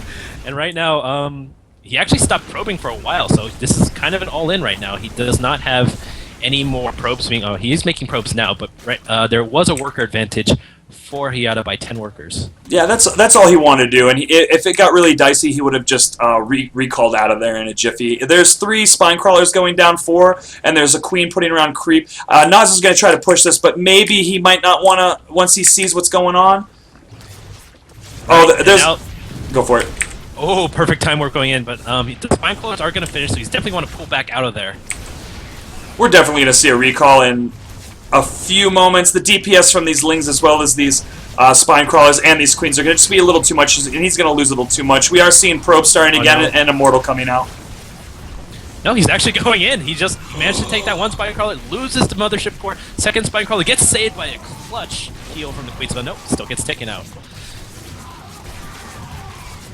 This I'm very surprised that you can stop a Protoss from putting down pylons and then them still running Zealots up and effing you up. This was a big map. This is not an easy map to walk across, but he still did it anyway, and it seems to be worth it because he managed to close that worker gap. He's managed to throw Hiata off his game, and now he's making Immortals, but well, look at that. Nas is already prepared with 3 Immortals. 3 Immortals, and but we do have Enduring Locust coming down, so we're going to be seeing some Swarmos here in a few moments. Oh yeah, he's seeing this move out. He needs, yeah, we see 3 Swarmos coming down. Swarmos will shut this down. The force fields can cut off and kill free units all they want. However, it's going to be really a time. It's going to be a time to get that third back up for Hiata, but again, but it's so far to walk. Look, those Immortals are now mid-map. It is indeed a distance walk. Nas managed to get his third down. This is actually a great play. Now Zerg is now down a base compared to Protoss. That's a position you don't want to be in. You don't want to be less bases than a Protoss. We do have some Lings trailing down, as well as one Ling that did some work on a probe. He may be able to cause a little bit of pressure on his base as well, but we have a move up. But those Swarm hosts are ready. It's good to go. Even, no amount of force fields is really going to matter here. He definitely needs to pull back out of there. A little bit of force field to try to get those locusts away. But wow, they do quite a lot of damage to those Immortals. But let's look at what this has cost for Hiata. Hiata had to put down 5 spine crawlers, actually 7, compared to the 2 he lost earlier. That's 700 minerals he dedicated to static defense and not towards making more drones or making any more units. But if you look at the units lost tab, Protoss has lost more. He's lost 2,100 minerals as opposed to the 1,700 from Hiata. And you also have... Oh, there's a Nidus Swarm detected. I didn't even notice this was happening. This is amazing. So Swarm Host and Nidus play coming out of Hiata. Extended Thermal Lances coming down. 2 Stargates from Nas. Oh, that noise is so scary. And he's going to start putting pressure on this third. So he definitely he needs those spine crawlers to be able to stop anything that tries to come into his main. And there's queens, an overseer, and a bunch of swarm hosts. This is scary. Will the Swarm Hosts manage to make it all the way to the third from that location? Yes, they do. They're going to be able to snipe a few hits on that Nexus. And there's really nothing Nos can do about this. No, and he's already ran all the way to the other location where he thought that maybe the Nidus was, but now he's probably going to lose this expansion. Maybe? Oh no, he's starting to target fire probes. Right, indeed. Now there comes an army of Nas, and now the Locusts are just going to have to wear him down. But the Colossus is finished. And that's going to wreak havoc on the Locusts. You really need like 3 or 4 Colossus to really stop a good number of Locusts. So really, once this force field energy is gone, Hiata's going to have free reign over this. We do have another Colossus and Void Rays coming out, but those Queens are going to kind of deny that. I think that he should move in a more forward position, but I guess he wants to be close to the... Oh, he's taking out that Colossus! Or no, that was... The energy bar was in the wrong spot. Oops. But right now, there's 18 Locusts right there, laying siege onto Protoss, and wow, there's really not much he can do about this. The siege is killer. He's losing this Nexus. He's hurrying up and getting the other third Nexus location. We do have 2 Colossus out and 2 Void Rays. Again, need Thermal Lance. Is Thermal Lance done? Yeah, Thermal Lance is done. It's really hot. No force fields. Spread. Yeah. Oh, that is sick creep spread, and he's just moving forward. Oh wow, it's sieging forward with those swarm hosts. There's only 2 Colossus, 2 Void Rays, but there's just so many Locusts out there. There's 22 swarm hosts laying siege, and he just does not have enough Void Rays to be able to take this out. And we have Hive finishing right now. Oh, and clutch transfuses from these queens, saving a swarm host. The Void Rays were trying to patty whack, but guess what? This is a very scary time, and Zerg is finally being able to take that third base. I mean, he could probably take. Oh no, he's spending money so efficiently. He has a low income count. He's just on top of it. Right, it was a perfect transition from both players. Nas went to Immortals, but Hiata taking the lead by making 24 swarm hosts. That's just an absurd amount of swarm hosts coming out. And in the army supply is 100 to 69 in favor of Hiata, and worker count is actually in favor of our Protoss player. He has 77 probes right now. Right, during this entire time, Hiata was not focused on macroing. He could have taken a third earlier, but he didn't. He was focused on setting up those swarm hosts, and right now he's just starting to get his third set up, while Nas already has his third established, but no workers on it yet. And we do have Vipers coming out from Hiata, which are are super scary versus Protoss. He's just going to grab those Colossus and pull them into Locust and target fire. Right now, those Locusts are just moving up the ramp. Doesn't even matter how many Colossus or how many Void Rays are firing on them. There's just too much. Again, he needs that sweet spot of like 3 to 4. And Hiata knows that this base is coming up, so he may send Lings or something over there. We have both players are supply blocked at 166, and I guess it's sort of an even game at the moment, but the siege is incredible. Right, there are 4 queens out there, but there's a lot of Void Rays. Does he manage to heal, transfuse in time? Oh no! Oh yeah, he's got to get back right now. He does have 5 queens there. Yep, the queens are getting wrecked out. They're just retreating, going back into that Nidus canal, Nidus worm. Good. They're just retreat. Good play from Nas and stopping this creep spread as well as these spore crawlers that were actually going to be morphed in. Let me see these worker leads again. 45 to 81. Really? Okay, so. Oh, another Nidus swarm coming down, but coming down to it, this third from Hiata is not saturated, and the third from Nas. The Colossus getting caught out. He's gonna walk right by the Nidus swarm, and a bunch of Lings are gonna crack at it. But no response. Nas is not trying to deny that the Nidus worm. I don't think he noticed it, and I don't even know why that's even like rallied over there. And now he has his army coming over to that Nidus swarm, but now the swarm hosts are out. He needs to pop right back in there. He needs to get right back in there. Oh no, there's 3 that cut out. They weren't managed to get away. Poor swarm hosts. I love those mushroom guys. Now Hiata's joining a little bit more. He's getting Hydras, more swarm hosts. So it's going to be a Hydra swarm host composition from Hiata. Maybe, and his Vipers are just chilling over here. Oh good, now he's moving them. That would be really scary. Overseer's chilling in the base. Oh, he's going to contaminate. He's going to try to slow him down a bit, but there's really nothing to slow down here, to be honest, because Nas already has it going on, and he's moving toward the base of Hiata and has a Zealot run by in the third of Hiata. At the same time, Nidus worm going down right next to Nas's base. Will this be a base trade? I'm not too sure. Yes, it is. The swarm hosts are coming out in full force. They don't give anything. They just want to kill. Right, and at the base, it doesn't matter. Nas is just going to move in for the push. He's just going to try and finish this off. And Hiata giving away some free swarm hosts at his main. He could have had them burrowed around these spine crawlers to really help with this, to help with the damage against this army. But yeah, with the army up here and no mothership core, I mean, he's going to do a lot of work on this base. But at what cost? I mean, he's going to be able to take out these bases again. All 3 bases of Miatas are being hit right now. The third going down, naturally going down. Oh my gosh! Void Rays just wrecking. I did not see the Void Rays. This is killer. Nas basically just took this game. He has no answer for that air. Really does. He might have to like try and split out drones, take out extractors every map. But look, he only has 60 minerals. He has no resources left. And there's the GG from Yada. Whoa, and Game Nas. 7 going towards Nas. That was just a game all over the place. The ZVP using units I've never seen in ZVP before. A wonderful game for both players. Congratulations on this game 7-1. And okay, so now comes the point where we get two players on a Skype call. What do you think was the best match of the night? Best match of the night. It's either that one or Trumpet and Dr. Foxer. Trumpet Dr. Foxer was definitely up there. Oh, let's go ahead and get Hiata and Nas on the line right now and add them to the call so they can talk about their win and their preparation. All right, let's put them on. We'll do Nas, if you are listening right now. Do you have them on your Skype? No, I do not. Uh-oh. Let me ask him if he wants to get on Skype. Okay. So everyone, I just want to say thank you for watching this best of 7 show match between the UNM CSL team as well as the George Washington University CSL team. It was a really great time in general.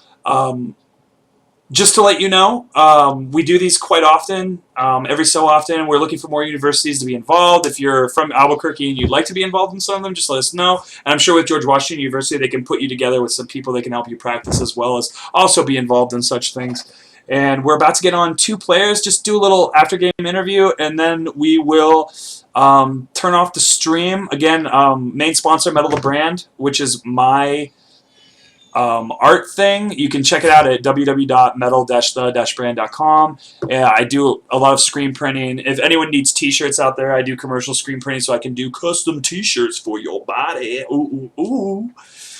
And is Nas available? Yes. Let me add him on Skype for you real quick. Yeah.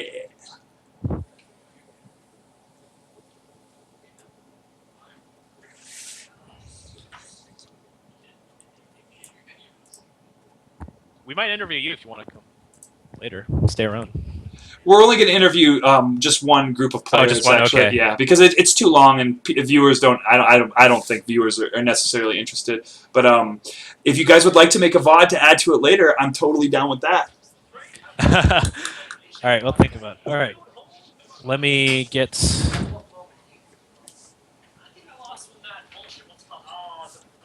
See if I can add him or not. Sorry, give me a second here. Mm-hmm.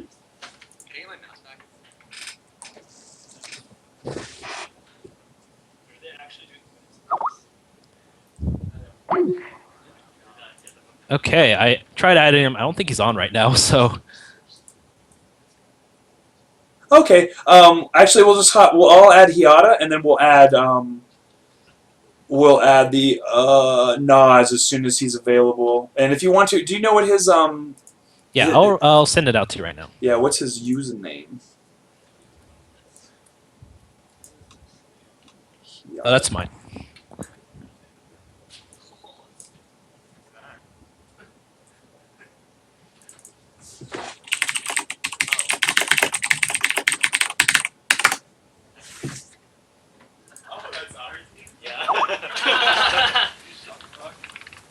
Andrew, are you there? Yes. Yeah. Hey, and first of all, I want to congratulate the UNM CSL team for their win tonight. However, you did show amazing play in that last game. Can you talk about the preparation that you had for this show match? How you've been practicing your ZVP? Yeah. I didn't expect, I expected to find all the pylons though, and I don't know, it slipped by, and I was kind of lost after that. I actually thought it was a different map. For real? What map did you think it was? I didn't know the actual map, and I was just hoping it was an Altazine, and it was Altazine. Of course it was Altazine Walter. Yeah. So we saw in that game you were really good about your lings being around, getting rid of those pylons, finding those pesky probes. Did you think that he would march across a crapload of zealots and snipe your third? Is that what happened? I actually thought he had a ninja probe.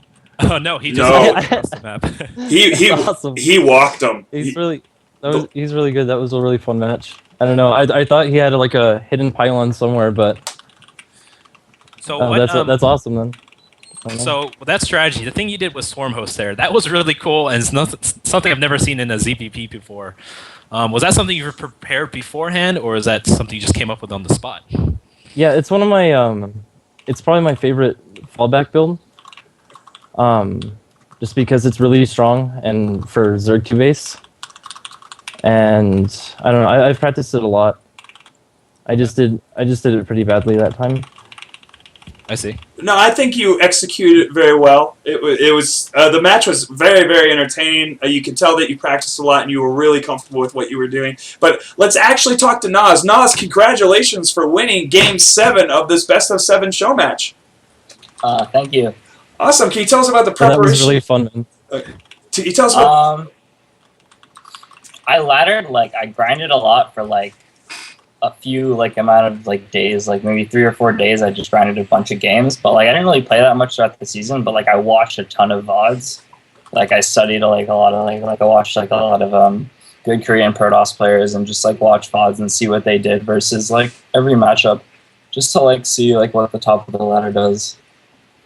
I mean, I used to be a Terran player, so I main Terran, and that's what I was really beast at. But I don't know, they nerfed Hellbats and Innovation stopped winning, so Protoss are really good. And I'm you know what, they just nerfed Widow Mines and they're buffing Oracles. Better get on the Protoss train. I'm yeah, it's pretty good race. What do you more from coming from Terran? What's your what Protoss builds do you like the most? And was this particular composition just what you had in plan to begin with, or did you just basically have to counter the Swarm Host? I mean, I was doing this build that I saw San use in IEM Singapore. It's pretty much it's a gateway expand, and what you do is you just chrono boost from the start warp gate, and you add 4 gateways, and what you do is you just zealot pressure to deny the third, and you get a robo behind that, because you preemptively think that the Zerg is going to go roaches because you're making a bunch of zealots. So you're going to go follow up a mortal attack and take a third. But I'm really I'm when I played Protoss a lot off race was Wings of Liberty. So I'm not too accustomed to Heart of the Storm. So I was really caught off guard by the Storm Host switch. I scouted the infestation pit, but I never thought Storm Host for some reason. I'm just nah, what's a Storm Host? Those aren't in the game. He popped it, but I preemptively made 2 Stargates just because I know Void Rays are a good unit. In case he goes to the switch, I'll have Phoenixes. Stargate's just ridiculous. Yeah, so I had those 2 Stargates to fall back on. And that was very good. And behind all that pressure, even though you lost your third, you kept up with your probe production, and you were able to take that third really quickly, and also saturate it immediately. While Hiata had. I gotta say though, this guy is a freaking pro at finding probes, dude. I swear to God, I set 3 of them on the map, hidden on their locations. I literally had to march my zealots across the map to defend my probe pathing so I could get a pylon down last minute. But, jeez, I couldn't get a pylon up. I couldn't hit my timing. When you see the VOD, me and Tajikon are just oh wow, he has to do the march of shame with his zealots. The thing is that even though you do that, the Zerg knows is okay, this guy's pushing, so the Zerg's making lings. But because he's making lings, then he's not making drones. Then so when the Zerg makes lings, he's okay, I made lings, I'm gonna drone now. But all I'm doing is just massing zealots ready to kill a third. No, so cool. Very good games, and yeah, congratulations UNM on winning. But Nas, congratulations on winning your Game 7. Very interesting game. And we're actually going to wrap this up right now. Tajikon, it's been a pleasure. It was totally fun, and I hope we get to do this again. The pleasure was all mine. You were a great co-casting partner, and I had a lot of fun with this event. Thank you for setting all of this up, and congratulations to all the good players, especially all the ones on UNM for taking the victory in the show match today. They were great games, and wonderful to spectate. Totally, and awesome. And all right, well, I'm going to turn off the stream. Good night, everybody, and thank you again for watching. Peace!